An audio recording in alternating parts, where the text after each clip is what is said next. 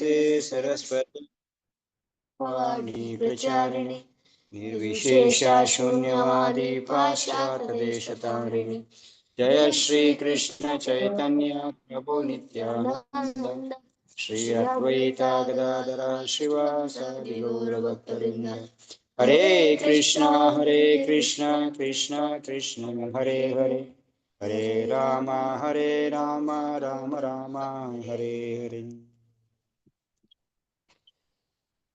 हरे राम हरे कृष्ण कृष्ण कृष्ण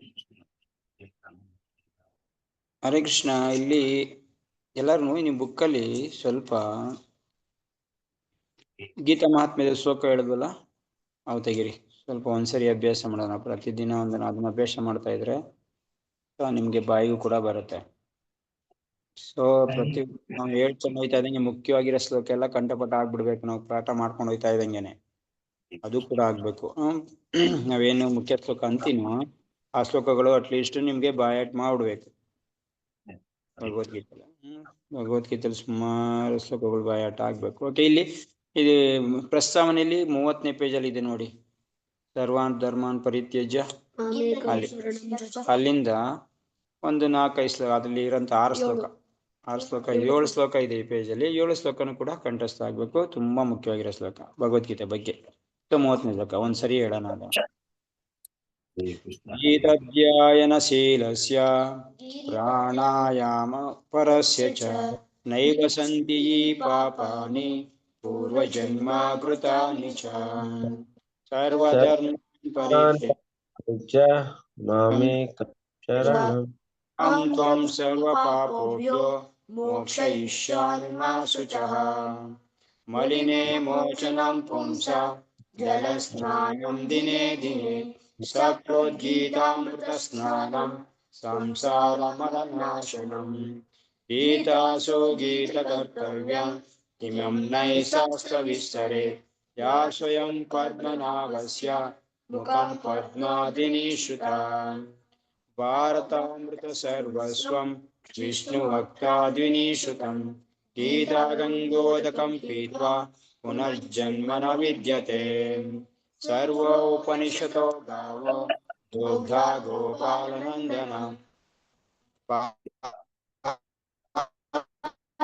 ವತ್ಸ ಸುಧೀರ್ಭೋಕ್ತಾ ದುಗ್ಧಾಸ್ತ್ರಂ ದೇವಕೀ ಪುತ್ರಗೀತಂ. ಏಕೋ ದೇವೋ ದೇವಕೀ ಪುತ್ರ ಯಸ್ಯ ನಾಮಾನಿ ಯಾನಿ. ಸೊ ಮೊದಲನೇ ಶ್ಲೋಕನೂ ಕೂಡ ಬರ್ಬೇಕು ಬಾಯಿಗೆ. ಅಟ್ಲೀಸ್ಟ್ ಭಗವದ್ಗೀತೆ ಮೊದಲನೇ ಶ್ಲೋಕ ಅಂತ ಅಂದ್ಬಿಟ್ಟು ಅದನ್ನ ಬಾಯಾಟ್ ಮಾಡ್ಬೇಕು. ಇದನ್ನ ಅದು ಧೃತರಾಷ್ಟ್ರವಾಚ. ಧೃತರಾಷ್ಟ್ರವಾಚ ಧರ್ಮಕ್ಷೇತ್ರೇ ಕುರುಕ್ಷೇತ್ರೇ ಸಮವೇತಾಯುತ್ಸವಃ ಮಾಂ.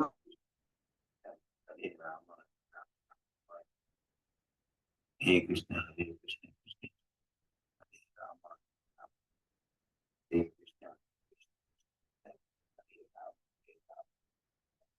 कृष्ण हरे राम हरे कृष्ण ಪುತ್ರೇಣ ತವ ಶಿಷ್ಯೇಣ ಧೀಮತಾ.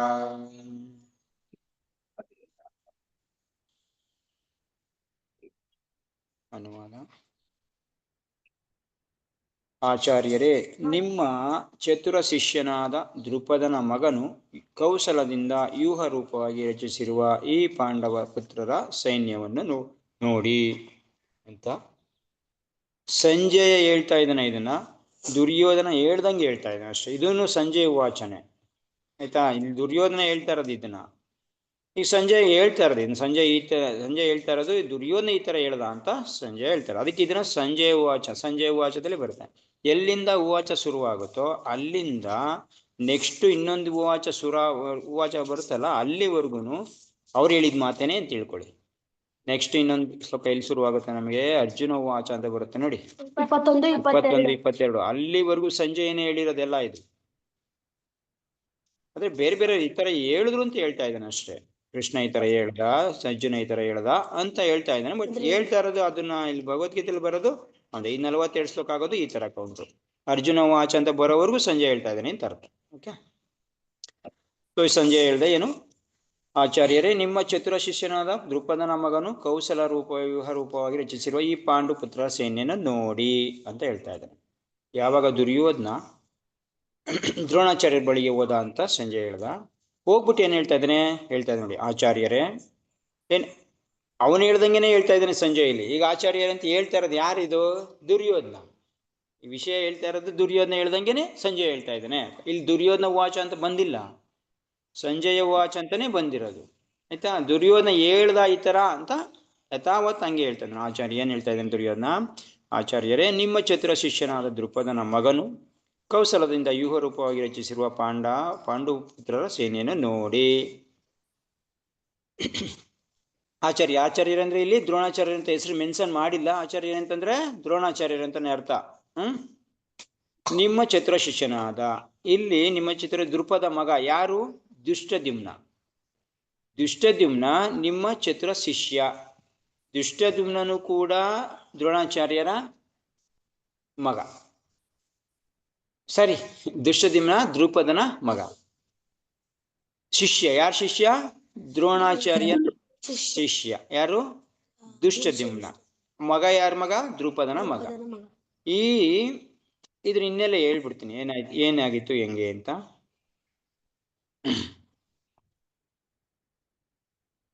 ಒಂದ್ಸರಿ ದೃಪದ ಮತ್ತೆ ದ್ರೋಣಾಚಾರ್ಯರು ಇಬ್ರು ಕೂಡ ಫ್ರೆಂಡ್ ಆಗಿರ್ತಾರೆ. ಎಲ್ಲಿ? ಗುರುಕುಲದಲ್ಲಿ ಒಂದೇ ಗುರುಕುಲದಲ್ಲಿ ಓದ್ತಾ ಇರ್ಬೇಕು. ಅದು ಯಾರು ಗುರುಕುಲದಲ್ಲಿ? ಗುರುಕುಲ ಅಂತಂದ್ರೆ ಇವ್ರ ಗುರುಕುಲದಲ್ಲೇನೆ, ದ್ರೋಣಾಚಾರ್ಯರ ಅಪ್ಪನ ಗುರುಕುಲಲ್ಲೇ ಇರೋದು. ಅಂದ್ರೆ ದ್ರೋಣಾಚಾರ್ಯ ಅವರಿಬ್ರು ಒಂದೇ ಇದ್ರಲ್ಲಿ ಓದ್ತಾ ಇರ್ತಾರಲ್ಲ. ಆಲ್ಮೋಸ್ಟ್ ಅಪ್ಪಂದು, ಅದ್ರದ್ದು ಸರಿ ಸ್ಪಷ್ಟ ಇಲ್ಲ. ಒಂದೇ ಗುರುಕುಲದಲ್ಲಿ ಇರ್ತಾರೆ. ಸೊ ಗುರುಕುಲದಲ್ಲಿ ಇರ್ಬೇಕಾದ್ರೆ ಏನಾಗುತ್ತೆ, ದ್ರೋಣಾಚಾರ್ಯರು ಮತ್ತು ದೃಪದ ಇಬ್ರು ಫ್ರೆಂಡ್ ಆಗಿದ್ದಾಗ ದ್ರೋಣಾಚಾರ್ಯರು ಕಡು ಬಡವ ಬ್ರಾಹ್ಮಣನ ಮಗ, ಇವು ದೃಪದ ಒಬ್ಬ ರಾಜನ ಮಗ, ಇಬ್ರು ಗುರುಕುಲದಲ್ಲೇ ಇರ್ತಾರೆ. ಸೊ ದೃಪದ ಮಹಾರಾಜ ಹೇಳ್ತಾನೆ, ಹಿಂಗೆ ಆಟಾಡ್ತಾ ಮಕ್ಳು ನೀವು ಹಂಗೆ ಅನ್ಕೋತಿರಲ್ಲ, ನನಗೆ ರಾಜ್ಯ ಬಂದಾಗ ನಿನಗೆ ನಾನು ರಾಜ್ಯ ಕೊಡ್ತೀನಿ, ಅರ್ಧ ರಾಜ್ಯ ಕೊಡ್ತೀನಿ, ಅರ್ಧ ಅಂದ್ರೆ ಅರ್ಧ ನಿನ್ಗೆ ನಾನು ಚೆನ್ನಾಗಿ ನೋಡ್ಕೋತೀನಿ, ರಾಜ್ಯ ಕೊಡ್ತೀನಿ ಅಂತ ಒಂದು ಮಾತು ಹೇಳಿರುತ್ತೆ ಫ್ರೆಂಡಲ್ಲಿ ತುಂಬಾ. ದ್ರೋಣಾಚಾರ್ಯರು ಹೌದಾ ಸರಿ ಓಕೆ ಅಂತ ಅಂದ್ಬಿಟ್ಟು ಸುಮ್ಮನಾಗಿರ್ತಾರೆ. ಸರಿ ಆಯ್ತು, ಅಲ್ಲಿಂದ ಆಯ್ತು, ಗುರುಕುಲವಾಸ ಮುಗಿಸ್ಕೊಂಡ್ರು. ದೃಪದ ಮಹಾರಾಜ ಅವರು ಇದಕ್ಕೆ ರಾಜ್ಯಕ್ಕೆ ಹೋದ, ದ್ರೋಣಾಚಾರ್ಯರು ಈ ಕಡೆ ತಮ್ಮ ಇದಕ್ಕೆ ಮನೆಗೆ ಬಂದ್ರು. ಸೊ ಆದ್ಮೇಲೆ ಏನಾಯ್ತು, ಅವರು ದೊಡ್ಡವನಾದ್ಮೇಲೆ ರಾಜ ಆದ್ಮೇಲೆ ಅವಾಗ ದ್ರೋಣಾಚಾರ್ಯರು ಅವ್ರ ಹತ್ರ ಹೋಗ್ತಾರೆ. ಹೋಗ್ಬಿಟ್ಟು ಯಾಕೆಗೋಸ್ಕರ ಹೋಗೋದು, ನನ್ಗೊಂದು ಹಸು ಕೊಡ್ಸು ಅಂತ ಹೋಗೋದಷ್ಟೇ. ಯಾರತ್ರ? ಯಾಕೆ ಹಸು ಬೇಕು ಇವನಿಗೆ? ಇಲ್ಲಿ ದ್ರೋಣಾಚಾರ್ಯರಿಗೆ ಮಗ ಹುಟ್ಟಿರ್ತಾನೆ. ಯಾರ ಮಗ? ಇವನು ಅಶ್ವತ್ಥಾಮ ಹುಟ್ಟಿರ್ತಾರೆ, ದ್ರೋಣಾಚಾರ್ಯರ ಮಗ. ಅಶ್ವತ್ಥಾಮ ಮತ್ತೆ ಇವರೆಲ್ಲ ದುರ್ಯೋಧನಾದಿಗಳೆಲ್ಲ ಮಕ್ಕಳಾಗಿದ್ದಾಗ ಆಟ ಆಡ್ತಾ ಇರ್ಬೇಕಾರೆ ಅವರೆಲ್ಲ ಆಟ ಆಡಿ ಹಾಲು ಕುಡಿಯಕ್ಕೆ ಹೋಗ್ತಿರಲ್ಲ ನೀವು, ಅದೇ ತರ ಹಾಲು ಕುಡಿಯಕ್ಕೆ ಅಂತ ಸಂಜೆ ಹಾಲು ಕುಡಿಯಕ್ಕೆ ಅಂತ ಹೋಗ್ತಾರೆ. ಇವನು ಹಾಲು ಕುಡಿಯಕ್ಕೆ ಮನೆಗೆ ಬರ್ತಿರ್ತಾನೆ. ಇವನು ಅಮ್ಮನ್ನ ಕೇಳ್ತಿರ್ತಾನೆ, ಇವ್ರನ್ನ ಕೃಪಿ ಅಂತ ಅವ್ರ ತಾಯಿ ಹೆಸರು. ಅಶ್ವತ್ಥಾಮ ನಮ್ಗೆ ಹಾಲು ಕೊಡು, ಅವರೆಲ್ಲ ಹಾಲು ಕುಡಿಯಕ್ಕೆ ಹೋದು ಅಂತ. ಇವ್ರೇನು ಹಾಲು ಏನು ಕೊಡ್ತಾರೆ, ತುಂಬಾ ಕಡು ಬಡವರು. ಯಾವ ತರ ದ್ರೋಣಾಚಾರ್ಯರು ಶ್ರೇಷ್ಠ ಬ್ರಾಹ್ಮಣ ಅಂತ ಪ್ರಭುಪಾದ ಯಾಕೆ ಹೇಳ್ತಾ ಇದ್ದಾರೆ ಇಲ್ಲಿ ಅಂತಂದ್ರೆ, ಯಾವ ತರ ಬ್ರಾಹ್ಮಣರಾಗಿದ್ರಂದ್ರೆ ಅವರು ಯಾವುದೇ ಯಾರ ಹತ್ರನೂ ಸ್ವೀಕಾರ ಮಾಡ್ತಿರ್ಲಿಲ್ಲ. ಹೀಗೆ ಇವ್ರಿಗೆ ಪಾಠ ಹೇಳ್ಕೊಡಕ್ ಮುಂಚೆ ಇದು ಕತೆ. ಅವರು ಯಾರ ಹತ್ರನೂ ಕೂಡ ಇದನ್ನ ಯಾಚಿಕೆ ಬೇಡ್ತಿರ್ಲಿಲ್ಲ. ಈ ಶಿಲೋಂಚನ ವೃತ್ತಿ ಅಂತ ಅದಕ್ಕೆ. ಶಿಲೋಂಚನ ವೃತ್ತಿ ಅಂತಂದ್ರೆ ಈ ಕಣದಲ್ಲಿ ಭತ್ತ ಬಡ್ದಂತ ರಾಗಿ ಬಡ್ದಂತ ಬಡ್ದ್ಬಿಟ್ಟು ಹೋಗಿರ್ತಾರಲ್ಲ ರೈತರು, ಅವಾಗ ಬಿದ್ದೋಗಿರುತ್ತಲ್ಲ, ಚೆಲ್ಲೋಗಿರುತ್ತಲ್ಲ, ಆ ಕಾರಣ ಆಯ್ಕ ಬಂದ್ಬಿಟ್ಟು ಅದರಲ್ಲೇ ಅಡ್ಗೆ ಮಾಡ್ಕೊ ತಿನ್ನೋದು. ಇದು ಯಾರ ಹತ್ರ ಇಸ್ಕೊತಿರ್ಲಿಲ್ಲ, ಬೇಡ್ತಿರ್ಲಿಲ್ಲ, ಏನು ಯಾವುದೇ ವೃತ್ತಿ ಮಾಡ್ತಿರ್ಲಿಲ್ಲ. ಭಗವಂತ ಕೊಟ್ರೆ ಉಂಟು, ಇಲ್ಲ ಅಂದ್ರೆ ಇಲ್ಲ, ಇಲ್ಲಾಂದ್ರೆ ಹಣ್ಣು ಹಂಪಲ ತಿನ್ಕೊಂಡು ಇರೋದು. ಈ ತರ ಬಿದ್ದೋಗಿರೋ ಹಣ್ಣು, ಮರದಲ್ಲಿ ಬಿದ್ದೋಗಿರೋ ಹಣ್ಣು, ಈ ತರ ಅವರು ಆ ತರ ವೃತ್ತಿಲಿದ್ದವರು. ಅವರು ಮನೆಗೆ ಬಂದಾಗ ಏನು ಹಾಲಿರುತ್ತೆ? ಹಾಲಿರಲ್ಲ. ಕೃಪಿ ಏನ್ ಮಾಡ್ತಿರ್ತಾಳೆ ಅವನಿಗೆ, ಈ ಅಕ್ಕಿ ಹಿಟ್ಟನ್ನ ಮಾಡ್ಬಿಟ್ಟು ಅದನ್ನ ಸ್ವಲ್ಪ ಹಾಲು ತರ ಮಾಡ್ಬಿಟ್ಟು ಕಲ್ಸಿದ್ರೆ ಹಾಲು ತರ ಆಗುತ್ತಲ್ಲ ಬೆಳ್ಳಿಗೆ, ಅದನ್ನ ಕುಡಿಸ್ತಿರ್ತಾಳೆ, ಅದು ಕೊಡ್ತಿರ್ತಾಳೆ. ಇವನು ಅದನ್ನೇ ಹಾಲು ಅನ್ಕ ಕುಡ್ಕೊಬತ್ತಿರ್ತಾನೆ. ಯಾರು? ಅಶ್ವತ್ಥಾಮ. ಅವಾಗ ಹಾಲು ಕುಡ್ದ ಅಂತಂದ್ರೆ ಕುಡ್ದೆ ಅಂತಂದಾಗ ಒಂದಿನ ಏನ್ ಮಾಡ್ತಾನೆ ದುರ್ಯೋಧನ, ಬಾ ನಮ್ಮನೇಲಿ ಹಾಲು ಕುಡಿಯುವ ಅಂತ ಕರ್ಕೊಂಡೋಗ್ಬಿಡ್ತಾನೆ. ಯಾರನ್ನ? ಅಶ್ವತ್ಥಾಮನ. ದುರ್ಯೋಧನ ಕರ್ಕೊಂಡೋಗ್ಬಿಟ್ಟು ನಿಜವಾದ ಹಾಲು ಕೊಡ್ತಾನೆ. ನಿಜವಾದ ಹಾಲು ಕುಡ್ದಿದ ತಕ್ಷಣ ಅವನಿಗೆ ಅಯ್ಯೋ ನಾನು ಏನ್ ಕುಡಿತಿದ್ದೆ, ಹಾಲಲ್ವಲ್ಲ ಇದು ಹಾಲು ಅಂತ ಗೊತ್ತಾದಾಗ ಅಮ್ಮನ ಹತ್ರ ಬಂದ್ಬಿಟ್ಟು, ನೀವು ನನ್ಗೆ ಹಾಲು ಕೊಡ್ತಾ ಇದ್ದಿದ್ದು ಏನು ಹಾಲು? ಅಲ್ಲೋ ಕುಡ್ದೆ ನಾನು, ಎಷ್ಟು ಚೆನ್ನಾಗಿತ್ತು, ನೀವು ಹಾಲು ಕೊಡ್ತಾ ಇಲ್ಲ ಅಂತ, ನನಗೂ ಅದೇ ತರ ಹಾಲು ಬೇಕು ಅಂತ ಆಟ ಹಿಡಿತಾನೆ. ಚಿಕ್ಕ ಹುಡುಗ ಅಲ್ವಾ. ಅದಕ್ಕೆ ದ್ರೋಣಾಚಾರ್ಯರು ನನಗೆ ಒಂದು ಹಸು ಬೇಕು ಅಂದ್ಬಿಟ್ಟು ದ್ರೌಪದನ ಹತ್ರ ಹೋಗ್ತಾರೆ. ದ್ರೌಪದನ ಹತ್ರ ಹೋದಾಗ ದ್ರೌಪದ ಏನ್ ಮಾಡ್ತಾನೆ, ಆ ಥರ ಬೈದು ಕಳಿಸ್ಬಿಡ್ತಾನೆ. ಏನು ಅಂತ, ನಿನಗೆ ಅವಮಾನ ಮಾಡಿ, ನಿನಗೆ ಯಾವತ್ತ ಒಂದಿನ ಗುರುಕುಲದಲ್ಲಿ ಹೇಳಿದ್ದೆ, ಅದನ್ನ ನಂಬ್ಕೊಂಡು ಈ ತರ ಬಂದಿದ್ಯಲ್ಲ, ನೀನ್ ಯಾರು ಅಂತಾನೆ ಗೊತ್ತಿಲ್ಲ, ಹಂಗೆ ಹಿಂಗೆ ಅಂದ್ಬಿಟ್ಟು ಸ್ವಲ್ಪ ಇದು ಮಾಡಿ ಕಳಿಸ್ಬಿಡ್ತಾನೆ. ಬೈದು ಮತ್ತೆ ಅವಮಾನ ಮಾಡಿ ಕಳಿಸ್ಬಿಡ್ತಾನೆ. ದ್ರೋಣಾಚಾರ್ಯರು ಅವತ್ತಿಂದ ಆಟ ಮಾಡ್ಕೊ ಬಂದು ಈ ಸುಲಂಚನ ವೃತ್ತಿ ಬಿಟ್ಟು ಹಸುಗೋಸ್ಕರ ಪರಶುರಾಮ ಹತ್ರ ಹೋಗ್ತಾರೆ. ಅವ್ರ ಗುರು ಹತ್ರ ಹೋಗ್ತಾರೆ. ಗುರು ಅವರು ಪರಶುರಾಮು ಅವ್ರ ವಿದ್ಯೆ ಹೇಳ್ಕೊಡ್ತಾರೆ. ಎಲ್ಲ ವಿದ್ಯೆಯನ್ನು ಕಲ್ತ್ಕೊಂಡ್ಬಂದು ಆ ಕಲ್ತ್ಕೊಂಡ್ಬಂದಂಥ ವಿದ್ಯೆಯಿಂದ ಅವರು ಹಸ್ತಿನಾಪುರಕ್ಕೆ ಬಂದ್ಬಿಟ್ಟು ಕೌರವನು ಅಂತ ಪಾಂಡವರು ಹುಡುಗರು ಇರ್ತಾರಲ್ಲ, ಅವ್ರಿಗೆ ವಿದ್ಯೆ ಹೇಳ್ಕೊಡ್ತಾರೆ. ಅವಾಗ ಆ ಥರ ವೃತ್ತಿ ಮಾಡಕ್ಕೆ ಶುರು ಮಾಡ್ಬಿಡ್ತಾರೆ. ಅರ್ಜುನ ಶಿಷ್ಯನೆಲ್ಲ ಮಾಡ್ಕೋತಾರೆ. ಸೊ ಈ ಥರ ಆಗ್ಬಿಟ್ಟು ಅರ್ಜುನ ಎಲ್ಲ ದೊಡ್ಡವರಾಯ್ತಾರೆ. ದೊಡ್ಡವರಾಗಿ ಎಲ್ಲ ಬಿಲ್ವಿದ್ಯೆ ಎಲ್ಲ ಕಲ್ತ್ಕೋತಾರೆ. ಅವಾಗ ಗುರುಗೆ ಕೇಳ್ತಾರೆ, ನಿಮಗೆ ನಾನು ಏನು ಇದು ಕೊಡ್ಲಿ, ದಕ್ಷಿಣೆ ಕೊಡ್ಲಿ ಅಂತ ಹುಡುಗರು ಕೇಳ್ತಾರೆ. ಎಲ್ಲ ದ್ರೋಣಾದಿಗಳು ಮತ್ತೆ ಇವರು ಕೌರವರೆಲ್ಲ ಸೇರಿ, ದುರ್ಯೋಧನ ಎಲ್ಲ ಸೇರಿ. ಅದಕ್ಕೆ ಅವ್ರು ಹೇಳ್ತಾರೆ, ನೀವು ನನಗೆ ಕೊಡಂತ ಗುರು ದಕ್ಷಿಣೆ ಅಂತಂದ್ರೆ ದ್ರುಪದ ಮಹಾರಾಜನ ಬಂದಿ ಮಾಡ್ಕೊ ಹೇಳ್ಕೊಬರದೆ ಅಂತ ಹೇಳ್ತಾರೆ ದ್ರೋಣಾಚಾರ್ಯರು. ಸೊ ಅವಾಗ ಇವರು ಅರ್ಜುನಾದಿಗಳು ಮತ್ತೆ ಇವರು ಪಾಂಡವರು ಕೌರವರೆಲ್ಲ ಹೋಗಿ ಆಕ್ಚುಲಿ ಪಾಂಡವರು ಹೇಳ್ಕೊಬರೋದು, ಕೌರವರ ಕೈಲಿ ಆಗಲ್ಲ ಹೇಳ್ಕೊಬರಕ್ಕೆ. ಫಸ್ಟ್ ಹೋಗ್ತಾರೆ ಕೌರವರು, ದುರ್ಯೋಧನಾದಿಗಳು ಕರ್ಣನ್ ಕಟ್ಕೊಂಡು, ಕರ್ಣನು ಇರ್ತಾನೆ ಅವಾಗ, ಕರ್ಣನ್ ಕಟ್ಕೊಂಡು ಹೋಗ್ತಾರೆ. ಆದ್ರೆ ಬರೋಕ್ಕಾಗೋದಿಲ್ಲ, ಬರೋಕ್ಕಾಗಲ್ಲ, ಅವನ ಬಂದಿ ಮಾಡೋಕ್ಕಾಗೋದಿಲ್ಲ. ಅವ್ರು ಸೋಲ್ಸಿ ಕಳಿಸ್ಬಿಡ್ತಾರೆ. ಮತ್ತೆ ಇವ್ರು ಪಾಂಡವರು ಹೋಗಿ ದ್ರೋಣ ಮತ್ತೆ ಅರ್ಜುನ ಮತ್ತೆ ಭೀಮ ಇಬ್ಬರು ಹೋಗಿ ದ್ರುಪದ ಮಹಾರಾಜನ ಬಂದಿ ಮಾಡ್ಕೊಂಡು ಬರ್ತಾರೆ. ಬಂದ್ಬಿಟ್ಟು ದ್ರೋಣಾಚಾರ್ಯ ನಿಲ್ತಾಗ ದ್ರೋಣಾಚಾರ್ಯ ಹೇಳ್ತಾರೆ, ನೋಡು, ನೀನು ಅವತ್ತು ನನಗೆ ಬರೀ ರಾಜ್ಯ ಕೊಡ್ತೀನಿ ಅಂತ ನೀನೇ ಹೇಳಿದ್ದೆ. ನಾನು ಬಂದು ಕೇಳಿದ್ರೆ ಬರೀ ರಾಜ್ಯ ಬೇಡ, ನನಗೇನು ಸಹಾಯ ಮಾಡಲಿಲ್ಲ. ನೀನು ನಾನು ಯಾರು ಅಂತ ಗೊತ್ತಿಲ್ಲ ಅಂತಾನೆ, ಫ್ರೆಂಡ್ ನನ್ನ ಸ್ನೇಹಿತ ಅಲ್ಲ ಅಂತಾನೆ ಹೇಳ್ಬಿಟ್ಟೆ ನೀನು. ಇವತ್ತು ನೀನು ಒಪ್ಕೋ, ಏನಂತ, ನನ್ನನ್ನು ಫ್ರೆಂಡು ಅಂತ ಒಪ್ಕೋ ಅಂತಾನೆ. ಸರಿ ಆಯ್ತು ಒಪ್ಕೋತೀನಿ ಅಂದ್ಬಿಟ್ಟು ಅವ್ನು ಬಂದಿ ಆಗಿರ್ತಾನಲ್ವಾ, ಒಪ್ಕೋತಾನೆ ದ್ರುಪದ ಮಹಾರಾಜ. ನೀನೇನು ಒಪ್ಕೋತೀಯ, ನಾನು ಒಪ್ಪಲ್ಲ ಇವಾಗ ಅಂತಾನೆ. ಯಾರು? ದ್ರೋಣಾಚಾರ್ಯ. ನೀನು ಅವತ್ತು ಏನಂತಂದೆ, ನನ್ನ ಹತ್ರ ಏನು ಇಲ್ಲ ಅಂತ ನೀನ್ ಫ್ರೆಂಡ್ ಅಂತ ಒಪ್ಕೊಳ್ಳಿಲ್ಲ ತಾನೆ. ಇವತ್ತು ನಿನ್ ರಾಜ್ಯ ಎಲ್ಲ ನಂದು, ನೀನ್ ನನಗೆ ಸೋತಿದ್ಯಾ ಅಂತಂದ್ರೆ ನಿನ್ ರಾಜ್ಯ ಎಲ್ಲ ನಂದು, ನಿನಗೆ ನನ್ನ ಫ್ರೆಂಡ್ ಆಗಕ್ಕೆ ಯೋಗ್ಯತೆ ಎಲ್ಲಿದೆ ಅಂತ ಹೇಳ್ತೇನೆ ದ್ರೋಣಾಚಾರ್ಯ. ಇವಾಗೆಲ್ಲ ಕಳ್ಕೊಂಡಿದ್ದೀನಿ, ನೀನು ಬರೀ ಬಿಕಾರಿ ತರ ಇದೆಯಾ, ನಾನು ಇವಾಗ ರಾಜನ್ ತರ ಇದ್ದೀನಿ, ನೀನು ಬಿಕಾರಿ ಆಗಿದ್ಯಾ, ನೀನ್ ಫ್ರೆಂಡ್ ಆಗಕ್ಕೆ ಯೋಗ್ಯತೆ ಇಲ್ಲ ಅಂತ. ಈ ಉಲ್ಟಾ ಆಗೋಗುತ್ತೆ ಕೇಸ್. ಆಮೇಲೆ ದ್ರುಪದ ಮಹಾರಾಜ್, ಸರಿ ಆಯ್ತು, ಓಕೆ, ನಾನು ಫ್ರೆಂಡ್ ಅಂತ ಒಪ್ಕೋತೀನಿ. ನಾನೇನ್ ಮಾಡ್ತೀನಿ, ನಿನ್ನ ರಾಜ್ಯದ ಅರ್ಧ ರಾಜ್ಯ ನಾನು ಇಟ್ಕೋತೀನಿ, ಅರ್ಧ ರಾಜ್ಯ ನಿನಗೆ ಕೊಡ್ತೀನಿ. ಯಾರು? ದ್ರೋಣಾಚಾರ್ಯ ಹೇಳೋದು ದ್ರುಪದನ್ಗೆ. ಅರ್ಧ ರಾಜ್ಯ ನಿನಗೆ ಕೊಡ್ತೀನಿ, ನೀನು ಇಟ್ಕೋ ಅರ್ಧ ರಾಜ್ಯ. ಸೊ ಇವಾಗ ನೀನು ಫ್ರೆಂಡ್ ಆಗ್ತೀಯಾ, ಹೋಗು ಅಂತ ಬಿಟ್ಟು ಕಳಿಸ್ಬಿಡ್ತಾನೆ. ಯಾರು? ದ್ರೋಣಾಚಾರ್ಯ. ದ್ರುಪದ ಮಹಾರಾಜನ್ಗೆ ಇದು ತುಂಬಾ ಅವಮಾನ ಆಗ್ಬಿಡುತ್ತೆ. ಒಬ್ಬ ಬ್ರಾಹ್ಮಣನಿಂದ ನನಗೆ ಅವಮಾನ ಆಯ್ತಲ್ಲ, ಯಾಕಂದ್ರೆ ಅವ್ನು ಕ್ಷತ್ರಿಯ ರಾಜ. ಸೊ ಅವನಿಗೆ ಅವಮಾನ ಆದಂಗೆ ಸರಿ ಕೂತ್ಕೊಳ್ಳಿ, ಏನದ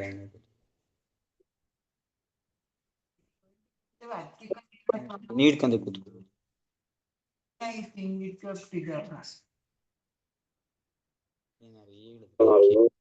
ಅದಕ್ಕೆ ಇದಕ್ಕೆ ಅಂದ್ಬಿಟ್ಟು ಇದನ್ನೇ ಬಿಡಿ ಅಂತ ಈ ಪಾಠಗಳು ನಡೀತಾ ಇರೋದು ಇದಕ್ಕೆ. ಇದು ಬಿಟ್ರೆ ನಾವು ಏನೇ ಕಲ್ತ್ಕೊಬಿಡ್ತೀವಿ. ತಿರುಗಿ ಮಾತಾಡೋದಿದೆಯಲ್ಲ, ಇದು ದೊಡ್ಡ ಇದು ನಮ್ಮ ಅಲ್ಲಿ ಇರೋಂಥ ಅಹಂಕಾರನ ತೋರಿಸುತ್ತದೆ.